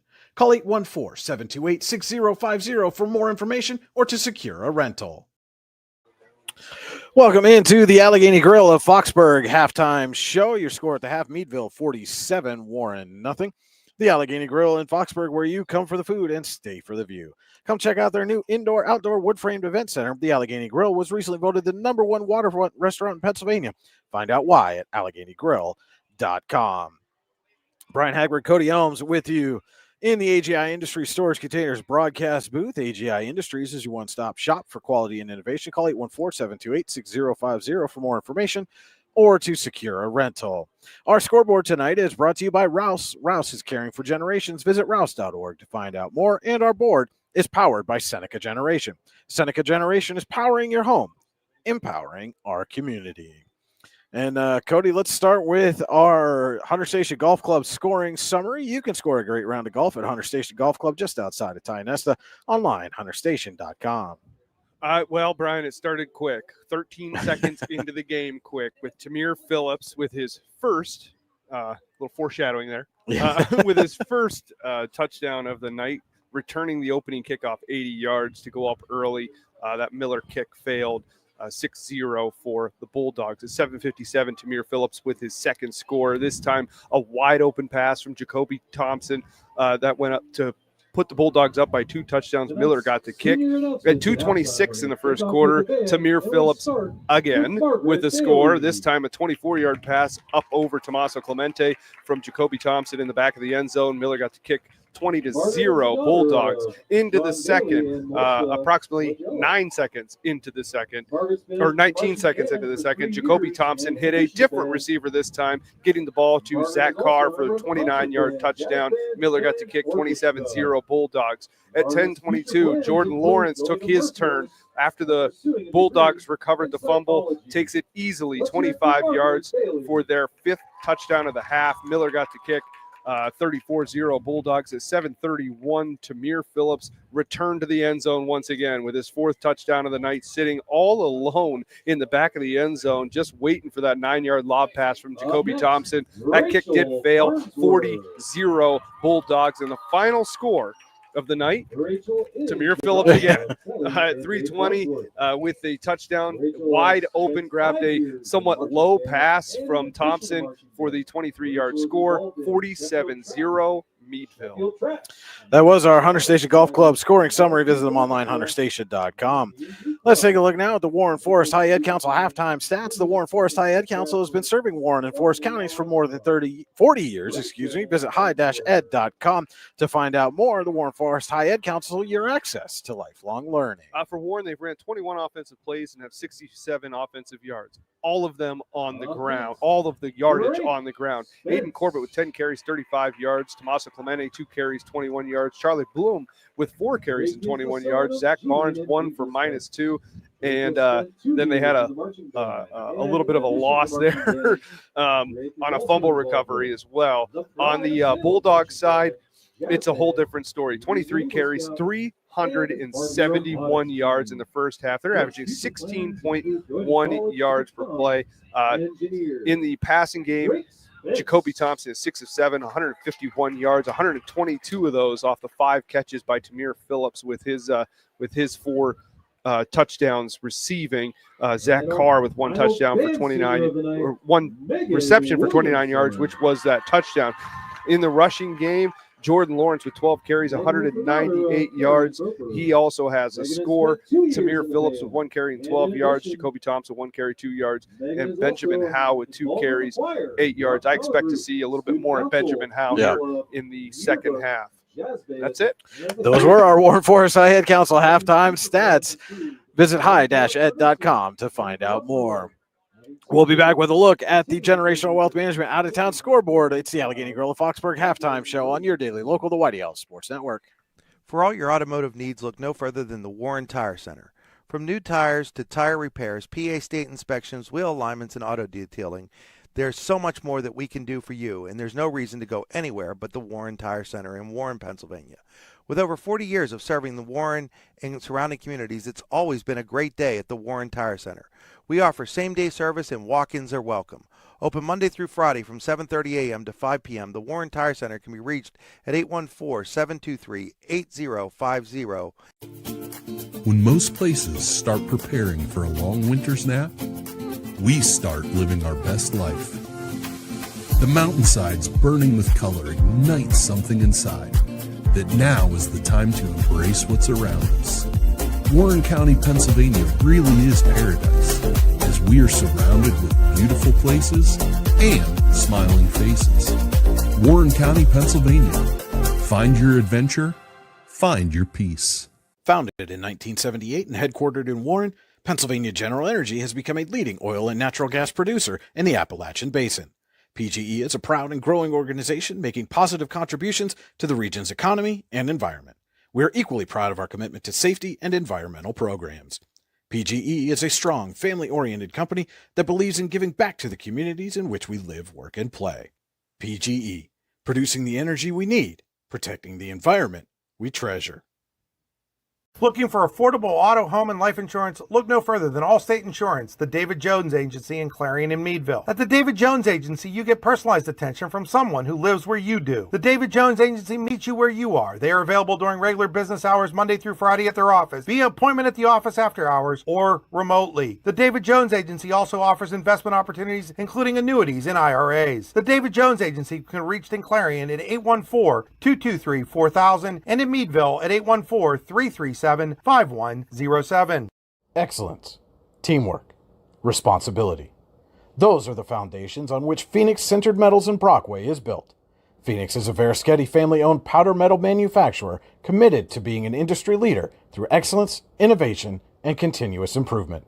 Phoenix emphasizes employee teamwork as well as responsibility to the community. Like any team striving to be the best it can be, it knows that hard work and perseverance pay off. Whether retirement is just around the corner or years away, John Bongiovanni, Lucas Slazak, and Adam Jack of Generational Wealth Management in Erie and Bradford are here for you. John, a Forbes-recognized best-in-state wealth advisor, Lucas and Adam provide customized investment advisory solutions and retirement planning services. Generational Wealth Management offers world-class investment services and internationally recognized insurance products from Northwestern Mutual, an industry leader. The Generational Wealth Management team provides a high level of expertise and service to their professional and business clients. Contact the Erie office at 814-651-0838 or the Bradford office at 814-368-4065 or check them out online at gwm.nm.com. If you're ready to buy or sell your home, then stop in at 4234 Market Street to let one of the agents at Howard Hanna Professionals help. Our friendly and knowledgeable agents can help you find the key to your dream home. Looking for a new career? Howard Hanna Professionals can help there too. Howard Hanna Professionals will assist new and experienced agents with the startup fees for an exciting career in real estate. Call Katrina Laurie at 814-726-2000 for more information. Make 2025 the year you take the next step in your career with the Clinical Medical Assistant Program or Professional Development Seminars at the Warren Forest High Ed Council. Learn how to make college affordable at the Financial Aid Seminar or grow your personal skill set with Fall Country Brunch and Event Planning Made Easy classes. Go to high-ed.org or call 814-723-3222 to register. The Warren Forest High Ed Council, your access to lifelong learning. Welcome back into the Allegheny Grill of Foxburg halftime show. We're going to take a look now at the Generational Wealth Management out-of-town scoreboard. Generational Wealth Management is world-class investment services and internationally recognized insurance products from Northwestern Mutual and industry leader. Find out more at gwm.nm.com. Looking over first in District 10 action. In first quarter, General McLean leading Cathedral Prep 7-0. Grove City leads Connie at 10-0 in the second quarter. Eisenhower with a 13-6 halftime lead over Mercyhurst Prep. No report yet from Corey at Harbor Creek. Second quarter, Erie and Brush, Ohio tied at 0. First quarter, Northeast with a 7-0 lead over Fairview. Fort LaBeouf 21-0 over Girard in the second quarter. Oil City leading Franklin 6-0 in the first. No report yet from Greenville and Maplewood or Lakeview and Cambridge Springs. Steubenville, Ohio with a 21-0 first quarter lead over McDowell. Farrell leading Reynolds 8-0 in the first quarter. Concord with a 7-0 lead over Sagertown in the first. No report yet from Seneca and Iroquois. Hickory with a 6-0 lead over Slippery Rock second quarter. No report Union City and Northwestern, and Wilmington with a 28-0 lead over Sharpsville. Last night in District 10, Sharon with a 42-21 victory over Titusville. Last night in District 9, it was Central Clarion with a 35-19 win over DuBois. In action ongoing right now, third quarter, Cameron County with a 12-7 lead over Brookville. No report yet from Brockway and Ridgeway, Bucktail, or Coudersport, Clearfield, or Bishop Guilfoyle. Glendale with a 12-0 second quarter lead over Kerwinsville. Kane 22, Montauk nothing second quarter. In a game you can see right here on the YDL Sports Network, Karn City leading Punxsutawney 14-10 in the second quarter.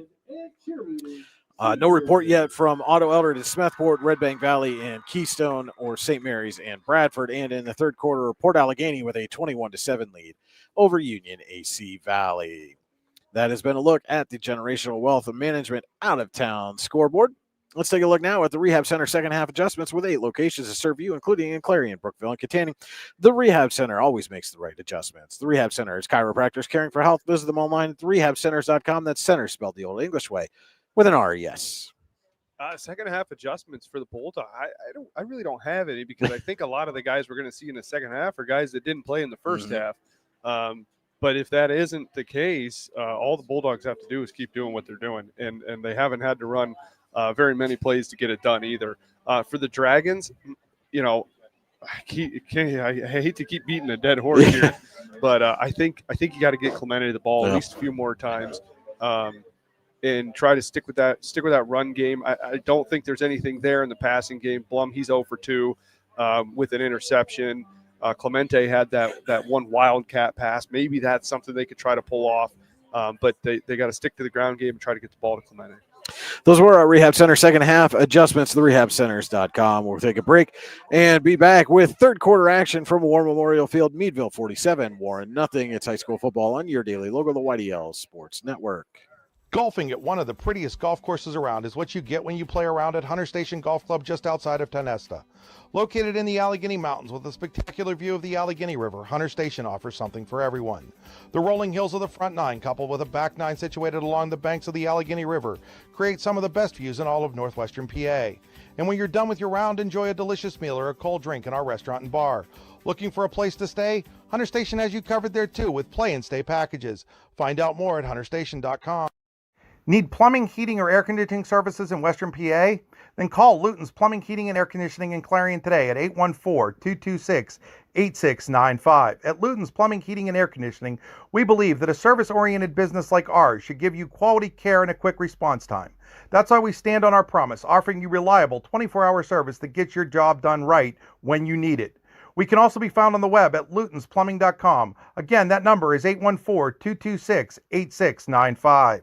Craft beer, craft food, craft service. You get it all and more at Station 101 in DuBois. Whether it's a relaxing evening with friends at Cozy Family Dinner or that special night out with someone unforgettable, Station 101 is the place where memories are made. Dive into a new American culinary journey where every bite is made with premium, farm-fresh ingredients. Quench your thirst with our impressive craft beer lineup, 12 brews on tap, over 120 bottles to explore. From the first sip to the last bite, Station 101 delivers an experience that's anything but ordinary. Station 101 in DuBois, PA, crafted for you.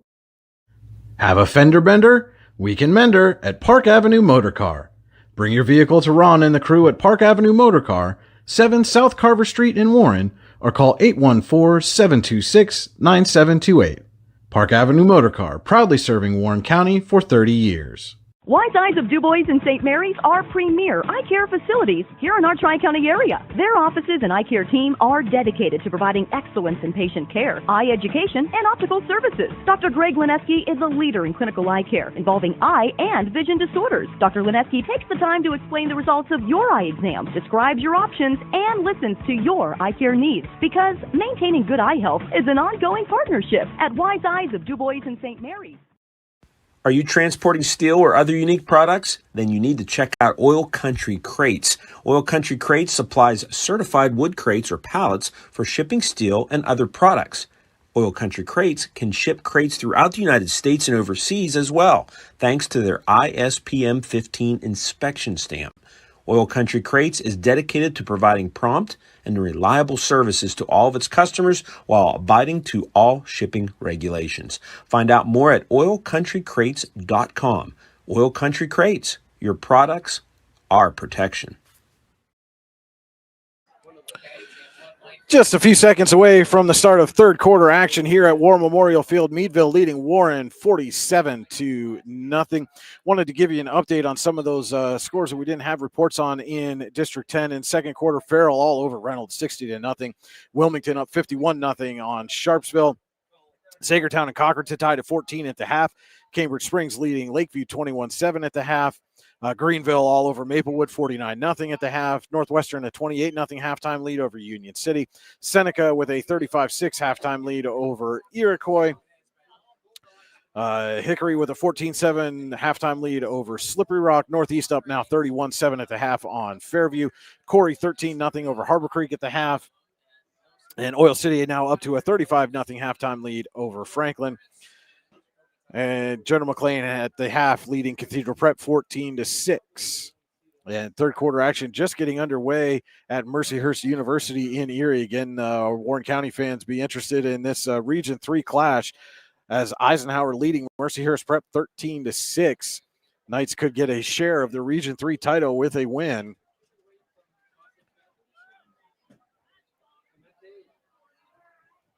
And we're just about set to start the second half here at War Memorial Field in Warren. The Dragons will get the ball to start the second half. Miller to kick off. And we saw, Cody, the last time, Corbett and Clemente, and they're standing side by side. I'm going to switch the camera down so you can see that. They're standing side by side now and kind of like waiting to throw Miller off. That's a short kick now, and it's fielded at the 35. And you got to think that maybe they were the Bulldogs were talking about that at a half and says, hey, if they're trying to sneak Clemente to get that ball, just kick it short and be done with it. Our third quarter tonight is brought to you by Acrisure with a location in DuBois. Acrisure is the official insurance provider of your daily local and the YDL Sports Network. Find out more at acrisure.com/mid-Atlantic. And tonight's game is also being brought to you in part by the Lander Hope Clinic, medical care for your whole family. Call 814-593-0011 or visit landerhopeclinic.com to request an appointment. So Warren will take over first and 10 at its own 35. And we will have a running clock here in the second half. 12 minutes. Looks like there's some confusion as the Dragons break the huddle. Noah Bleach is kind of directing traffic there, and now they get set, and we've got a flag as it's a direct snap to Corbett. I'm assuming this is going to be an illegal formation as Corbett's going to get tackled for a loss. Yeah, that you got that thing was doomed from the start. Yeah, it was doomed from the beginning. All kinds of confusion as to who was supposed to be where, and it is illegal procedure against Warren. Well, and that's going to be declined. Meadville smartly going to decline it, take the loss of yardage and the down. So it'll be 2nd and 11. 2nd and 11 at the Dragons' 34-yard line. And again, we'll have a running clock with the 47-point Meadville advantage. Running clock here in the second half. It is a 12-minute quarters, at least third quarter this week.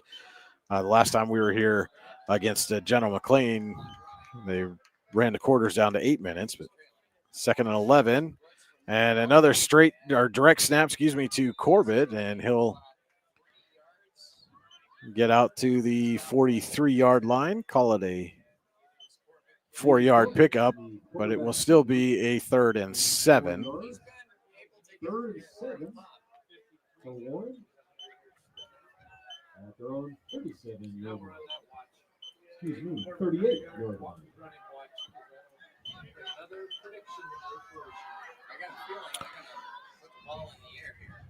And it is another direct snap to Corbett, and he's trying to find somewhere to run, and there's just nothing doing. They're going to call him out to the 40-yard line. We'll make it 4th and 5.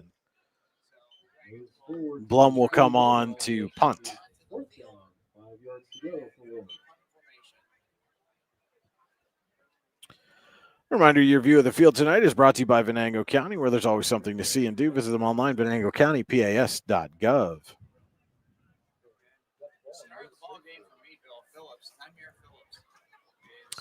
It is Tymier Phillips back to receive. The low snap goes through Blum, and he has trouble picking it up. Still on the ground. Meadville has it and going to walk into the end zone. That is Keithan Arnold on the fumble recovery.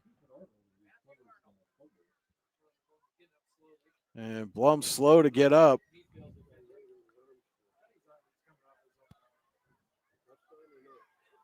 the Dragons turned the ball over, and the worst thing that could happen did. Meadville scored immediately on it. Now they will line up for the extra point. So Miller on to attempt the extra point. Just a low snap, and Blum unable to get his hands around it. Yeah, he was thinking getting this ball off, and maybe in hindsight you just drop on it. The Bulldogs defense is pretty quick. 8:52 Acrisure third quarter. Meadville 54, Warren nothing.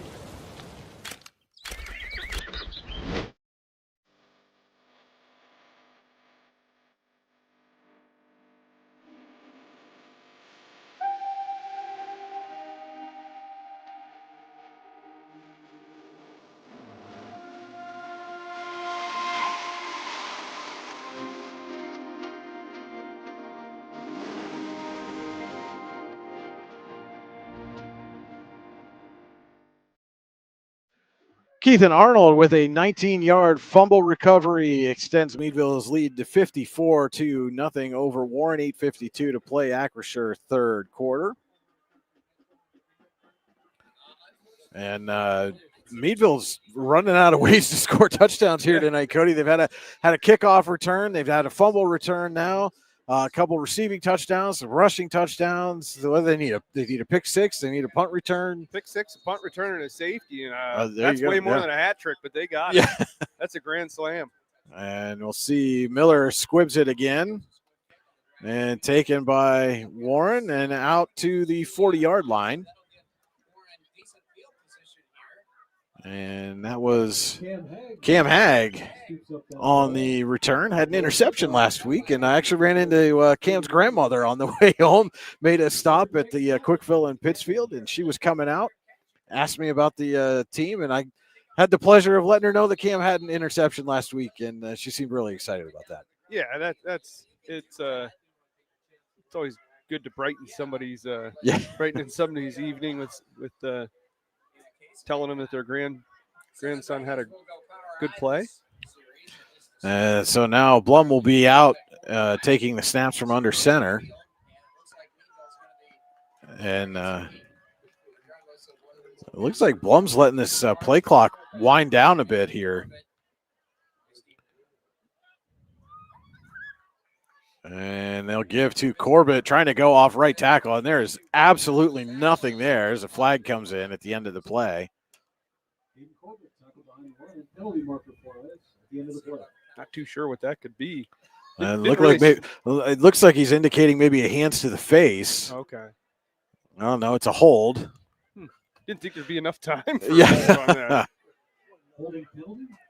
And so that'll back Warren up to the 30-yard line. And, again, if I'm Ray Collins at Meadville, I might just decline that and take the down. You get one less play that, one of your guys could get hurt on. Mm-hmm. Yeah, I agree. So we'll do it 1st and 20 now from the 30-yard line. But at the same time, it doesn't seem like Warren's in too big of a hurry to get as many plays in as they can. So, yeah, Blum was clearly looking at the play clock there and waited till it hit 15 before he started running that play. He's in the pistol now, and it's Corbett behind him. And sends a man in motion. And the give is to Corbett. Going to try off right tackle again and get nowhere. Tripped up right at the line of scrimmage. They'll give him a yard. He fell down forward, so he gets a yard on that. We'll make it 2nd and 19. Second down and 19. He's been the workhorse tonight, no doubt about that. Corbett, 14 carries, 42 yards.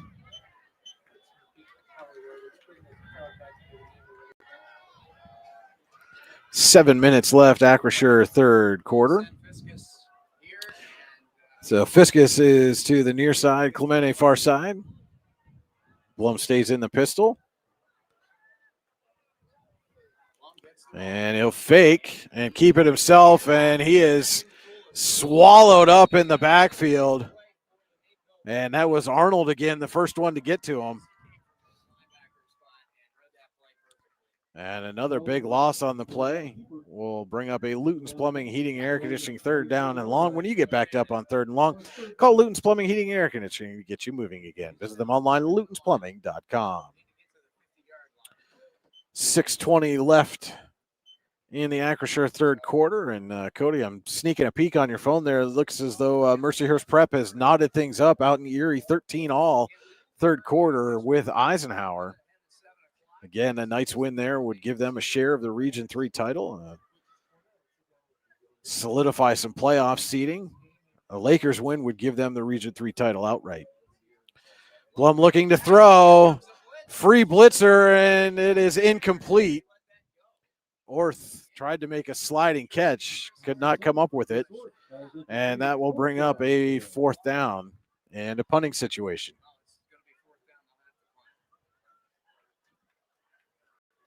Yeah, and, credit to Blum for being able to get that off. Yeah. For a guy that doesn't typically play quarterback, that's a tough spot to be in. Yeah, and he's absorbed a lot of hits tonight. He's going to be feeling this one tomorrow as he's back to punt. Phillips going back to his own 45. And we've got some movement there. Not going to do a whole lot. Yeah. Give Blum a little bit more room to kick here and maybe pin Meadville a little bit farther back. He has had, outside of the first one tonight, Blum has had some great punts, and that's 2 weeks in a row that he's been phenomenal in the punting game. If he gets a second to, set up and put his leg into it, as we said earlier, he can flip the field. And this time Blum gets the snap, and he gets a kick away. And that's going to roll down inside the Meadville 30 to the 29. That kicked that like a line drive sort of Yeah. right across the field to the opposite side where there was nobody at. Decent punt by Blum.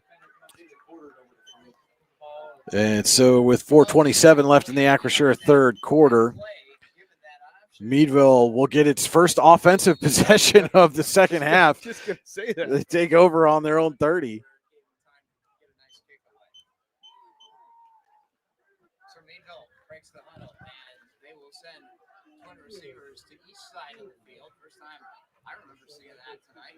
And a pass is tipped by Austin Fiskus. That was Jordan Lawrence trying to throw that. And Fiskus got a hand up in front of it. 2nd and 10 for Meadville at the 30. And so the Bulldogs are facing a 2nd down and 10. Senior night at Memorial. 2nd and 10 here for Meadville. And now Jacoby Thompson will be back in the gun. Lawrence, the sidecar to his left. And another direct snap to Lawrence, looking deep. And was looking for Phillips, and he takes a shot at the end. And Phillips the pass was a little behind Phillips. He wasn't able to come back and corral that, so it'll be 3rd and 10. The Bulldogs having a little bit of creative freedom on offense Yeah. right now. And now 3rd and 10 for Meadville.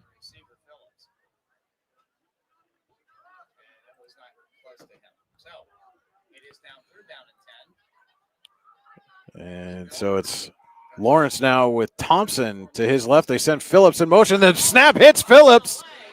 And Warren, it looks like they have fallen on it. And they have the Dragons get a turnover deep in Meadville territory.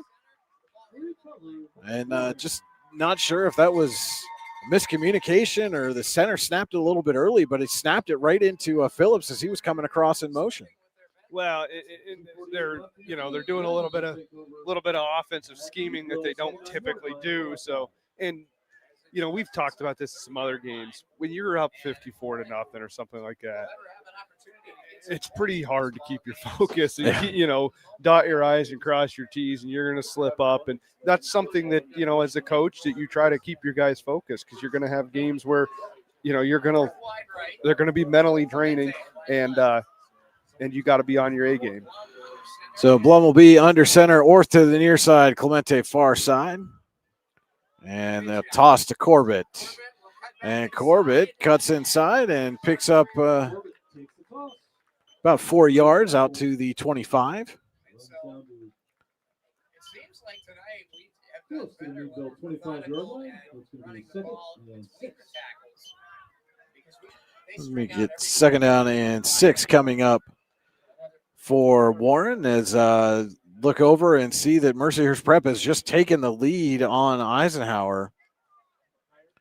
Like a long touchdown run. They were out at midfield the last I took a peek there, Cody, and suddenly the Lakers are in the end zone trying for the extra point to make it a 7-point Mercyhurst Prep lead in the third quarter. And back here at War Memorial Field, 90 seconds left, Acrisure third quarter. They give to Corbett. And Corbett gets a couple. Mercyhurst Prep did get that kick, so 7-point lead. 20-13, Mercyhurst Prep leading Eisenhower. Again, that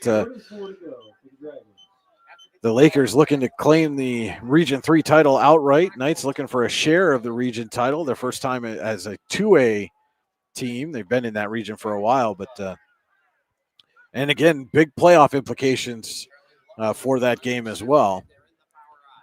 And it is 3rd and 4 for the Dragons. They toss.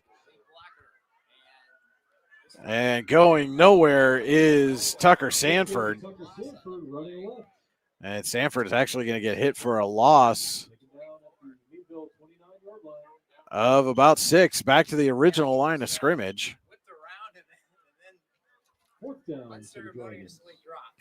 And so now it will be 4th and 10. And I think Warren's going to let the quarter expire here. So the end of 3, Meadville 54, Warren nothing. We'll be back with fourth quarter action. High school football on your daily local, the YDL Sports Network. Whether retirement is just around the corner or years away, John Bongiovanni, Lucas Slazak, and Adam Jack of Generational Wealth Management in Erie and Bradford are here for you. John, a Forbes-recognized best-in-state wealth advisor, Lucas and Adam provide customized investment advisory solutions and retirement planning services. Generational Wealth Management offers world-class investment services and internationally recognized insurance products from Northwestern Mutual, an industry leader. The Generational Wealth Management team provides a high level of expertise and service to their professional and business clients. Contact the Erie office at 814-651-0838 or the Bradford office at 814-368-4065 or check them out online at gwm.nm.com. Excellence, teamwork, responsibility. Those are the foundations on which Phoenix Sintered Metals in Brockway is built. Phoenix is a Verischetti family-owned powder metal manufacturer committed to being an industry leader through excellence, innovation, and continuous improvement. Phoenix emphasizes employee teamwork as well as responsibility to the community. Like any team striving to be the best it can be, it knows that hard work and perseverance pay off. So it will be a 4th and 10 for Warren as we begin the Generational Wealth Management fourth quarter. Dragons trailing Meadville 54-0. Brian Hagler, Cody Elms with you on your daily local, the YDL Sports Network. Blum will be in the gun. Corbett to his left has twins to each side. Wouldn't be surprised if he heads Austin Fiskus's way.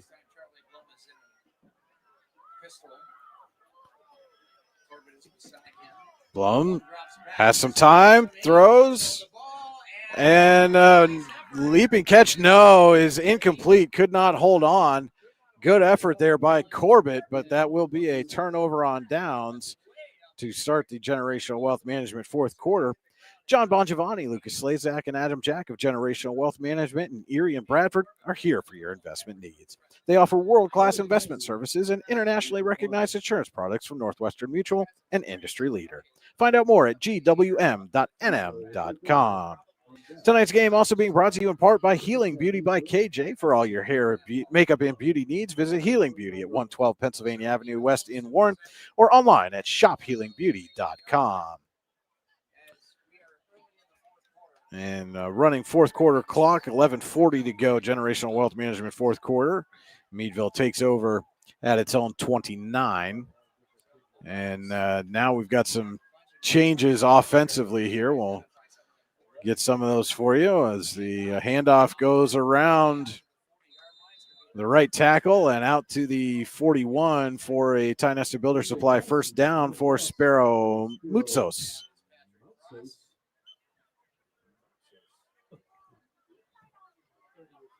Makes the line the game for Meadville. First down at the 41-yard line.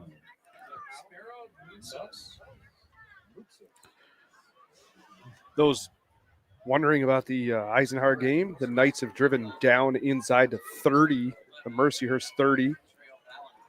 Still down by 7. Plowing his way through the middle of the field and out close to a first down. It is a Ty Nesta Builder Supply first down, dragging several defenders there was Ben Howe. And the new quarterback is Israel Valentin for Meadville. 10.5 to play. Generational Wealth Management fourth quarter as Austin Fiskus gimps off a little bit.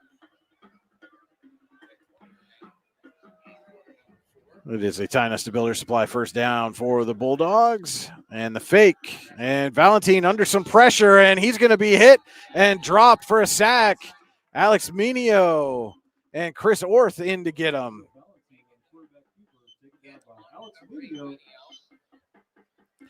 And that is a big loss of 12 on the sack for Minio. Make it a 2nd and 22.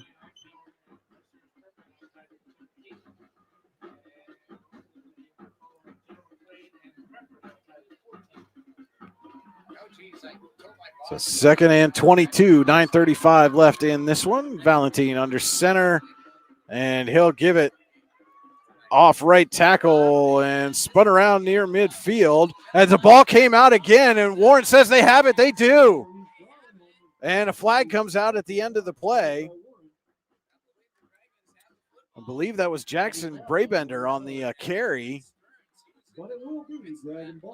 Warren is going to take over at the Meadville 49. We'll see what the penalty is here at the end of the play.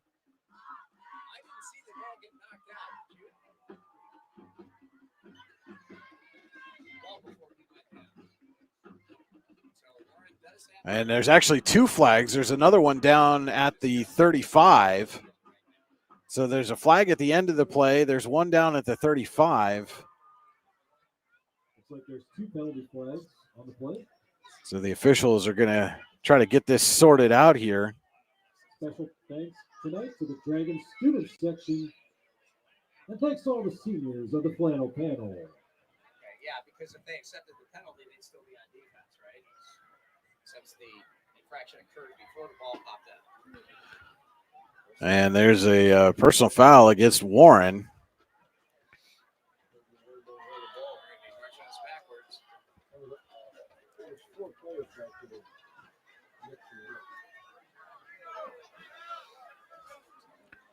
And now they're conversing some more here.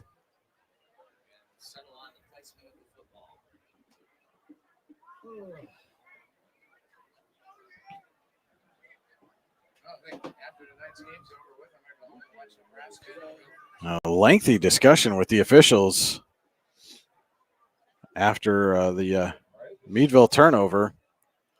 And that looks like Vinny Feliciano's taken off again for another touchdown for Mercyhurst Prep out in Erie. And so a couple of personal fouls on that play against the Dragons. So both of those flags were personal foul penalties against Warren. And so Meadville will hang on to the football and have first down at the Warren 46. Or excuse me, no, that's just the first penalty being walked off. So it'll be at the Warren 31. And again, in the third quarter now, Mercyhurst Prep with a 26-13 lead. That looked like, again, Cody, just taking a quick peek. Vinny Feliciano, one of the premier backs in District 10, broke one loose and went for about 80 yards on the touchdown. Yeah, and once he got around that right side there, there was nobody catching him. No. 9 minutes left in this one here. And the give is right up the middle. And gang tackle after a 1 yard pickup for Howe.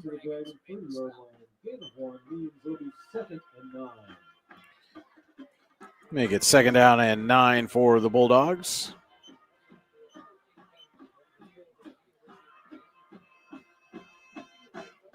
You know, and Mercyhurst Prep got a 2-point conversion now, so it's 28-13. That's a big one for the Lakers. 2nd and 9 for the Bulldogs here. Go ahead, Cody. I'm sorry, I interrupted you. Oh, you're fine. You're fine. And the ball is out again. This time it was Moutsos, and Warren acting like they have it, and this time they do, and I do not see any penalty flags on the field this time, so Warren will end up with a fumble recovery just deeper in its own territory.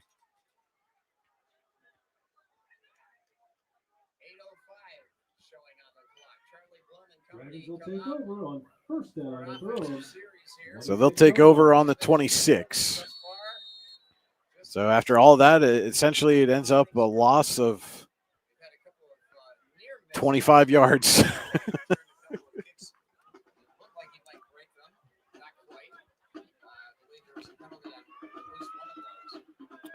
So Blum will be under center. It's Orth to the far side, Fiskus near side. Barnes and Corbett in the eye.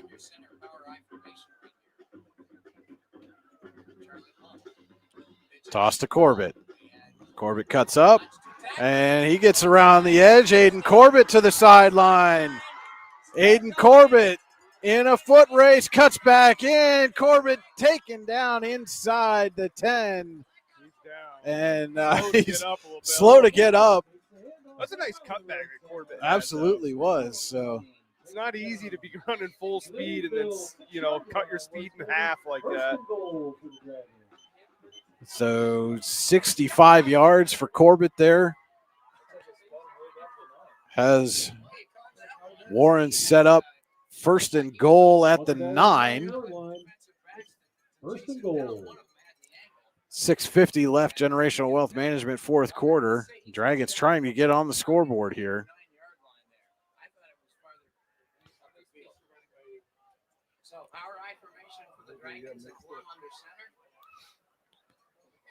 And Sanford will come in to give Corbett a breather. And they give to Barnes up the middle. Gain of about a yard.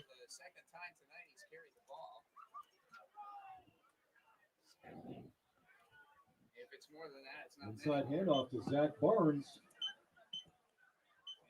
Gains a yard to the 8. Second goal for the Dragons. We've reached the midpoint of the Generational Wealth Management fourth quarter.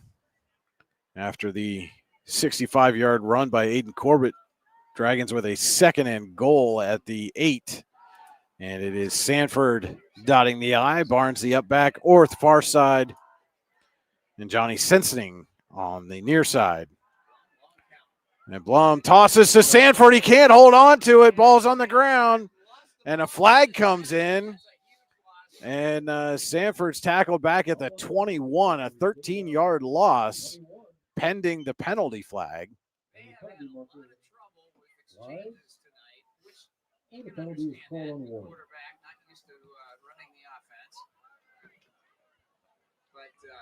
They've really bitten us at, to cancel out opportunities.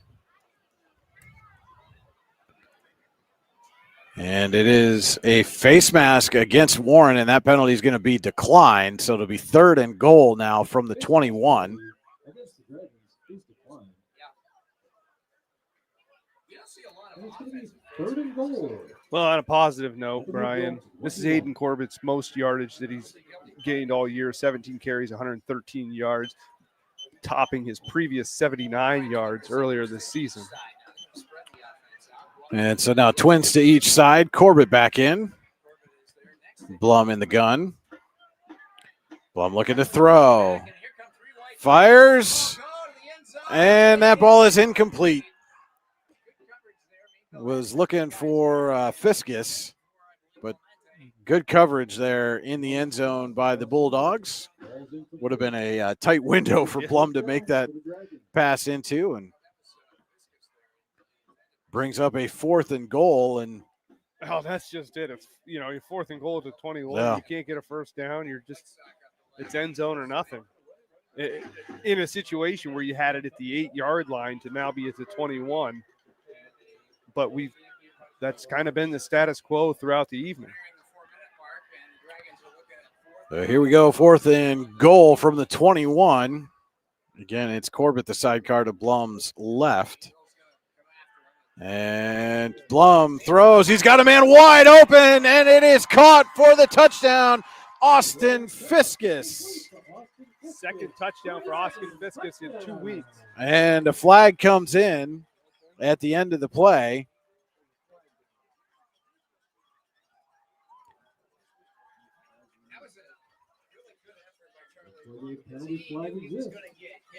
And here comes another penalty.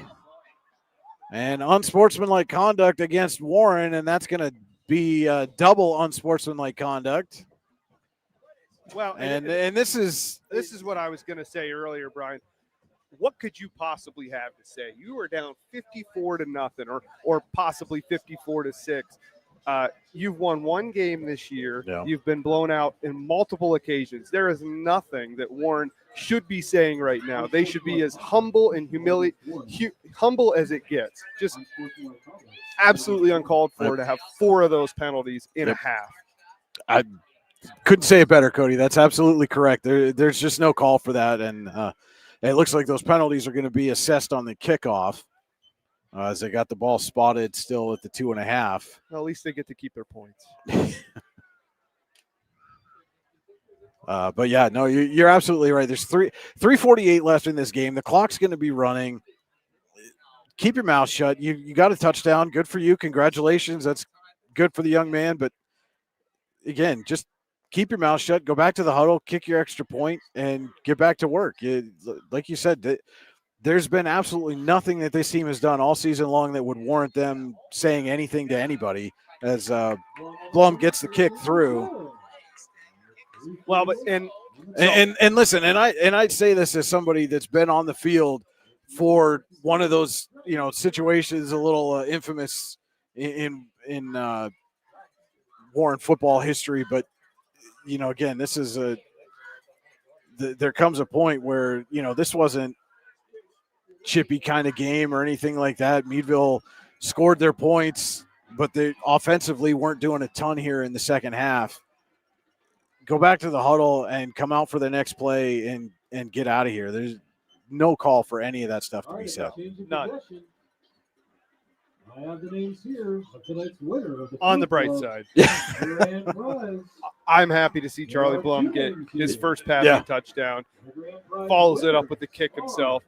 He's had some nice punts tonight. He's ran for his life a little bit tonight. Yeah, he's taking some punishment for sure. Yeah. Punishment. So overall, though, he had to step into a role that he's probably very uncomfortable stepping into, and has handled it about as best as he could against a and now he's going to kick off from the 12. Just does it all. Does it all. Yeah. I don't know. I saw a video of this. A team kicked off from the opposite 12 in a high school game somewhere else in the country. I can't remember exactly where, but I've never seen somebody have to kick off from their own 12 before.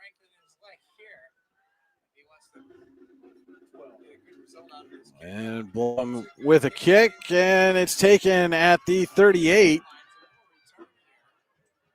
And ball came out at the end. And I think Meadville fell on it. But Bulldogs come up with all it. things considered, kicking from your own 12, yeah, stopping them at your own 47 is not a bad deal. Ben Black on the return for the Bulldogs, and they'll take over at the Warren 46.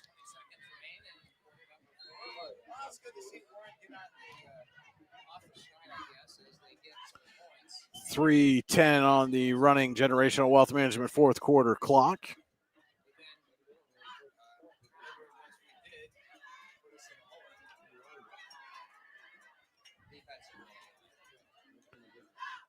And give off right tackle. That's Lutsos on the carry. Gain of about 2.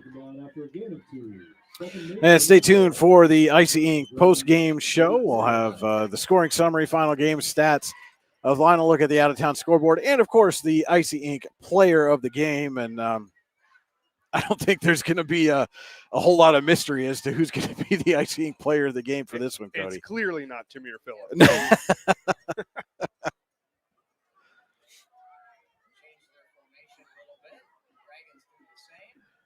And they give right up the gut, and going nowhere that time is Ben Howe. Alex Wilkins leading the charge for the Dragon defense. And no gain on the play makes it a 3rd and 9. Under 2 minutes to go. Generational Wealth Management fourth quarter.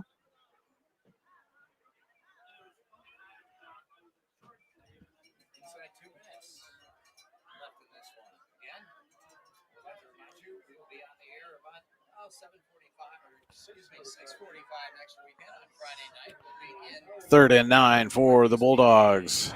Looking to close this one out. And they give to Howe, and again, it's Wilkins immediately, helped out there by Landon Nelson. And Ben Howe is going to be stopped. They're going to give him forward progress of a loss of a yard as we approach the final minute of this one. And I believe, Cody, this is the first fourth down play for the Bulldogs tonight. Yeah, it is. It is. It absolutely is. I thought you were going to give me a little chit there. Yeah. So 4th and 10 for the Bulldogs, 45 seconds left, Generational Wealth Management fourth quarter. And I think they're going to let the play clock run all the way down here. No, maybe not now. And they are going to run a play, and it's tipped and batted around and incomplete. And Bulldog is down on the field. And I believe that is Valentine. The quarterback took a big hit trying to get rid of that ball, and he is slow to get up. Is Valentine, and while they take a look at him, we will step aside for 30 seconds. In every heartbeat, every helping hand, every moment of care, Warren General Hospital stands as a cornerstone of our community. For generations, families have trusted us to be here today, tomorrow, and always. We're transforming community health and wellness through excellence in quality, safety, service, engagement, and patient experience. Warren General Hospital. So good news is Israel Valentine was able to get up and walk off the field under his own power, but it will be a turnover on downs in the final 25 seconds here as Warren's in the huddle. And, at this point, I'm not running a play. What is the point of running a play here? Just let the clock run out and I go feel home. like it's an injury waiting to happen, to be honest. Well, and the flags that came out, and I think the officials are smart here. They're holding them up. Yeah. There's no sense in running a play here right now. It looks like Corbar's trying to call timeout. No, wise decision by the officials. With those flags that came out at the end of that last drive and a running clock, nothing's gained. There's zero to gain here by letting them come out and run a play. And now a flag comes out at the end, and I think they're going to get Chris Corbar on a penalty after the game for being upset that the officials wouldn't let him run in a play. But again, it's the right call. And that's the thing is they're over it here in the second half. Unnecessary penalties on Warren, and not sure what Corbar said, but I will tell you, he might have got away with it in the first half, whatever he said, but they were over it. It was players on the team, and now it's the coach, and that's a culture thing. If you're looking at it from an official's perspective, and they're just not going to deal with it. They want to get off the field and be done. All right, we'll be back with the Icy Inc. post-game show here on your daily local, the YDL Sports Network. Ready to break into a rewarding career? Elwood National Forge can help. Elwood National Forge produces critical defense-rated parts to all branches of the United States military, meaning each day our employees are doing their part to support the men and women protecting our country.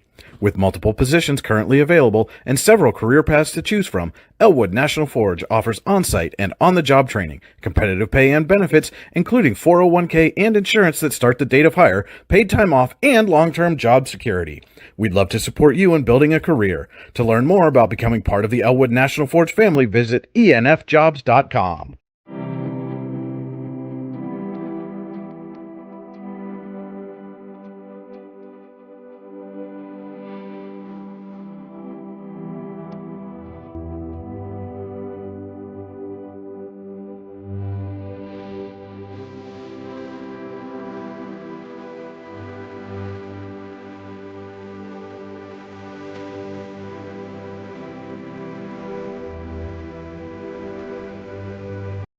For all your automotive needs, look no further than the Warren Tire Center.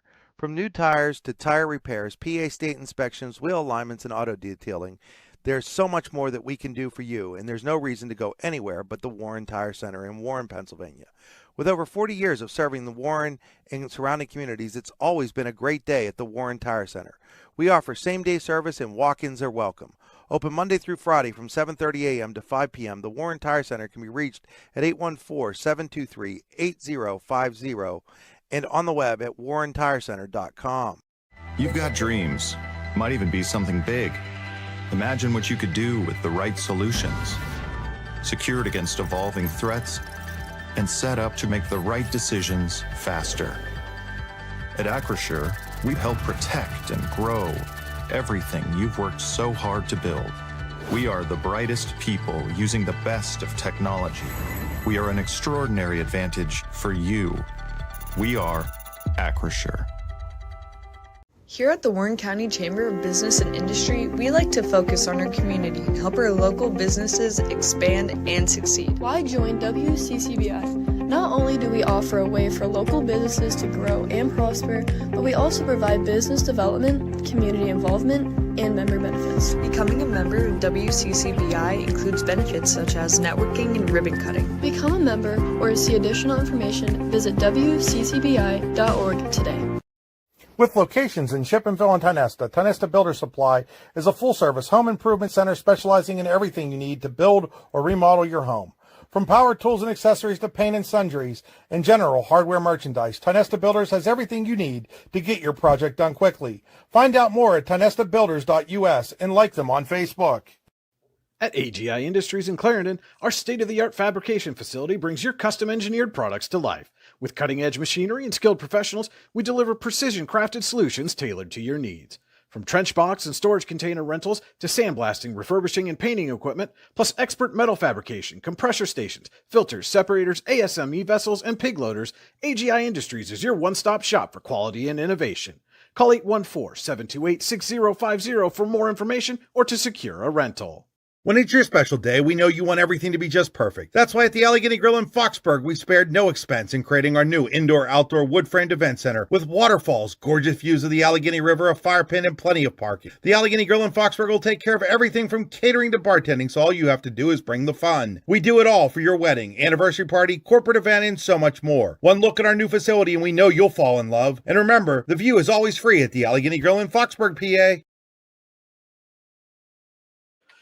Welcome into the Icy Inc. post-game show. For all your screen printing and embroidery needs, call Icy Inc. at 814-688-0034. Visit them online at icyinc.com. That's ICYYinc.com. Let's meet, drink coffee, and design some cool shirts. Be cool, wear icy. Your final here from War Memorial Field, Meadville 54, Warren 7. We'll take a look now at the Hunter Station Golf Club scoring summary. You can score a great round of golf at Hunter Station Golf Club just outside of Tionesta, online hunterstation.com.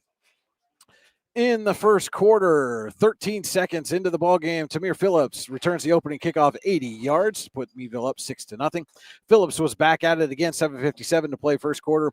A 47-yard pass from Jacoby Thompson made it 13-0. And Phillips picked up his third touchdown of the first quarter with 2:26 to play. A 24-yard pass from Thompson made it 20-0. Thompson in the second quarter, just 19 seconds in, got the ball to Zach Carr for 29 yards and a 27-0 lead. Jordan Lawrence took it 25 yards to the house for a 34-0 lead with 10:22 to play in the second quarter. And with 7:31 left in the first half, it was Phillips again. His fourth touchdown of the night was wide open in the back of the end zone for 9 yards. Made it 40-0. 3:20 to play in the second quarter. Phillips, with his fifth touchdown of the night, a low pass, took it in 23 yards, made it 47-0. And with 8:52 to play in the third quarter, Keithan Arnold with a 19-yard fumble recovery made it 54-0. And 3:48 to play in the game, Charlie Blum found Austin Fiskus for a 21-yard touchdown, made the final score 54-7. And we're going to step aside for just a second. We're going to have our Icy Inc. player of the game for you here, right here on your daily local, the YDL Sports Network.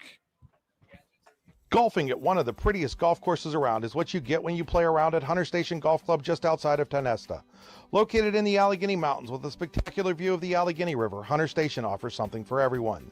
The rolling hills of the front nine, coupled with a back nine situated along the banks of the Allegheny River, create some of the best views in all of northwestern PA.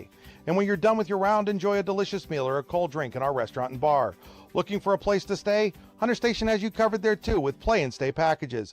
Find out more at hunterstation.com. Need plumbing, heating, or air conditioning services in Western PA? Then call Luton's Plumbing, Heating, and Air Conditioning in Clarion today at 814-226-8695. At Luton's Plumbing, Heating, and Air Conditioning, we believe that a service-oriented business like ours should give you quality care and a quick response time. That's why we stand on our promise, offering you reliable 24-hour service that gets your job done right when you need it. We can also be found on the web at lutonsplumbing.com. Again, that number is 814-226-8695.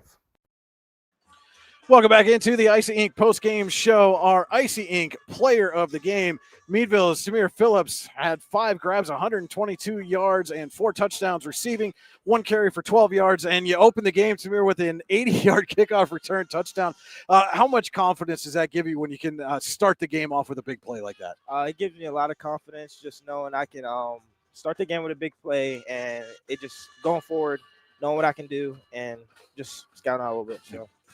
So you took advantage of some coverage plays there to pick up a couple of receiving touchdowns. Did you guys pick up on some things? I mean, it looked very similar to what Oil City did a week ago. Were you able to get some film study on that? Yeah, we've been watching film all week. We've been practicing pretty hard, and our coach, he watches a lot of film just along with us, so we know exactly what to do, and we executed. You had 3 touchdowns a week ago for your team. You pick up 5 more here tonight. What's been working so well for you late in the season? Just my team, just everybody working together, everybody putting in the work at practice. I'm getting some pretty good blocks out there, and I'm just taking advantage of what I can do. For you guys, it's been a bit of a rough season. You came into this one 2-6 overall. You pick up a win here tonight. How important is it for you to kind of end the season on a high note and put yourself on a good trajectory for next year? It's very important for all the JV players and all the returning people, the returning seniors. So it's very important to end the season on a high note. We don't want to go out with a loss, and we also want to carry on this onto next week and get a win. So how do you take the momentum that you built here? You get 54 points mostly in the first half. Carry that momentum into next week and finish the season on a high note. We just got to keep working in practice. We just got to keep up. Everybody needs to come. Everybody needs to perform, and we just need to get the job done. Our Icy Inc. player of the game, Meadville's Samir Phillips, again, 122 receiving yards and 4 touchdowns, an 80-yard kickoff return, and 12 rushing yards as well. Samir, congratulations on the win tonight. Good luck next week. Thank you, sir. We'll be back with more of the Icy Inc. post-game show right after this. Here in Warren County, Seneca Generation delivers more than electricity. We provide clean, reliable power, and we're proud to call this community home. Our team is committed to giving back, supporting local programs, and helping create opportunities that make a difference for families, schools, and neighborhoods. Because powering homes means empowering lives. Seneca Generation, powering your home, empowering our community.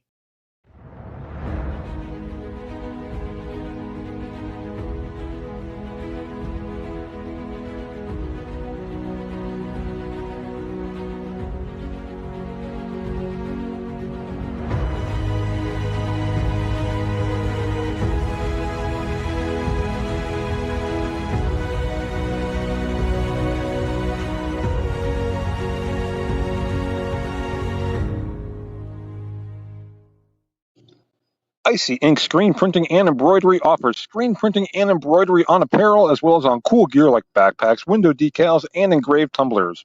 We also specialize in team, business, and organization fundraisers.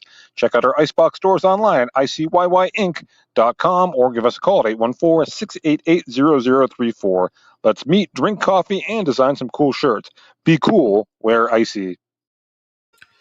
And back here on the Icy Inc. post-game show, again, our player of the game, Meadville Samir Phillips, 5-touchdown performance here leads his team to a 54-7 win.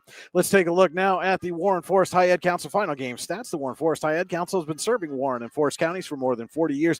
Visit high-ed.com to learn more. The Warren Forest High Ed Council, your access to lifelong learning.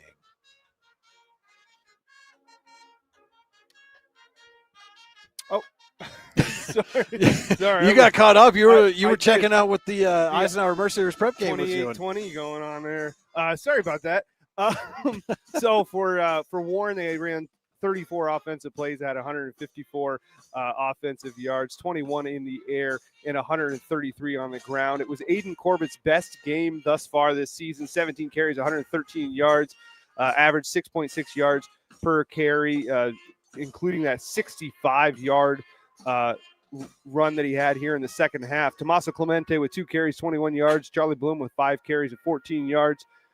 And Charlie Bloom went 1 of 5 passing for 21 yards. He did have an interception, but he also had that touchdown to Austin Fiskus. On the Bulldogs side, 35 offensive plays, So one more offensive play than Warren. They had 397 total offensive yards. They averaged 11.3 yards per play.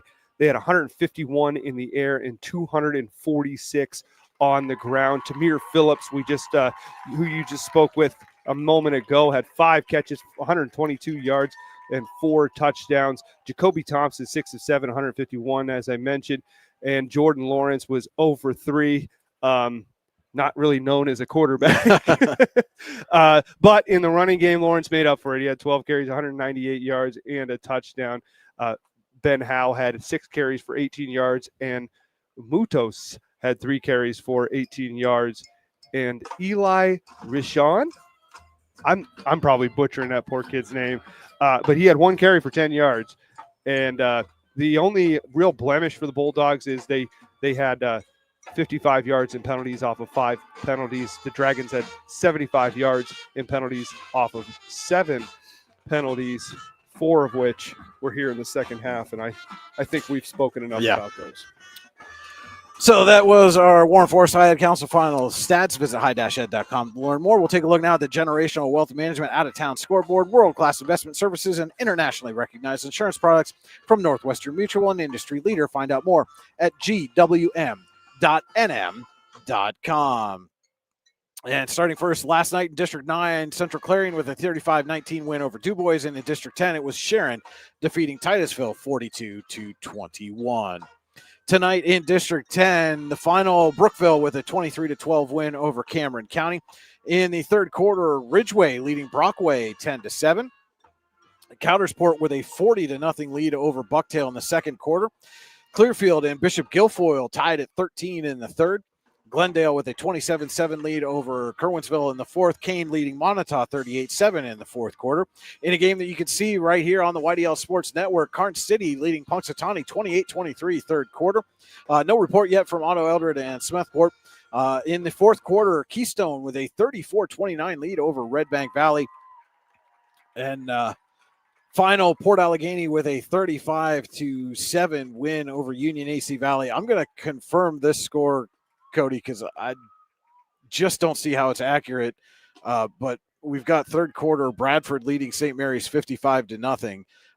We'll take a peek there and see if we can't confirm that. I think that right now. I think that might be reversed based on everything else that has happened this season. Over in District 10 in the third quarter, Farrell still 60-0 over Reynolds. Wilmington 51-0 over Sharpsville in the third quarter. Fourth quarter, Cambridge Springs leading Lakeview 35-6. And Cochranton with a 21-14 fourth quarter lead over Sagertown. Greenville leading Maplewood 49-0 in the third quarter. In final game, our final score, Seneca defeats Iroquois 41-14. Northwestern leading Union City 28-0 in the third. Fourth quarter, Connie at 24-0 over Grove City. And it is, 62-6 now in the fourth quarter. It is St. Mary's leading Bradford. I thought that might be flipped. No offense to Bradford, but that's just based on everything else that we've seen so far this season. Found it hard to believe that was the score. Third quarter, Hickory leading Slippery Rock 21-7. Fourth quarter, Northeast 40-7 over Fairview. Final, Corey defeats Harbor Creek 28-7. Fort LaBeouf defeats Girard 42-15. Oil City blanks Franklin 47-0. Fourth quarter, General McLean leading Cathedral Prep 28-14. Steubenville, Ohio defeated McDowell 36-13. Brush, Ohio leads Erie 21-7 in the fourth quarter, and going for 2 in an attempt to tie right now in the fourth quarter. Eisenhower trailing Mercyhurst Prep 28-26, and the conversion try is going to be good. He got in. Wow. Second effort, and I couldn't see who it was, but my goodness, if you are not watching, head over right now, your daily local YDL Sports Network YouTube channel. Get on there. Eisenhower has just tied it in the fourth quarter at Mercyhurst Prep, 28 all. Yeah. Major region and Class 2A playoff implications in that game out at Mercyhurst University. Alan Siebert, Lou Vizza on the call. So, a thriller going down at Mercyhurst University Allen and right Lou now. got themselves a ball game. Yes, they did. And it just shows you what Penley's able to do with these guys, down 2 scores, and to come back like this is such a big game, not folding under pressure. But heck, Brian, we've covered them for years. Yeah. I'm not surprised. Not surprised in the least. And I know coming into the season, the Eisenhower players and coaching staff felt this was a game that they could win this year. And right now they're all tied up 28 apiece. Eisenhower getting ready to kick off. So again, we're about to get out of here. So if you're looking for some quality football action, head over to your daily local YDL Sports Network YouTube channels. Check it out right now. The night's getting ready to kick off, and see if they can't find a way to erase a 15-point deficit and defeat Mercyhurst Prep. But that will do it for us here from War Memorial Field in Warren. The final here, Meadville 54, Warren 7. For Cody Elms, this is Brian Hagberg on your daily local, the YDL Sports Network, saying thank you so much for tuning in, and good night from Warren.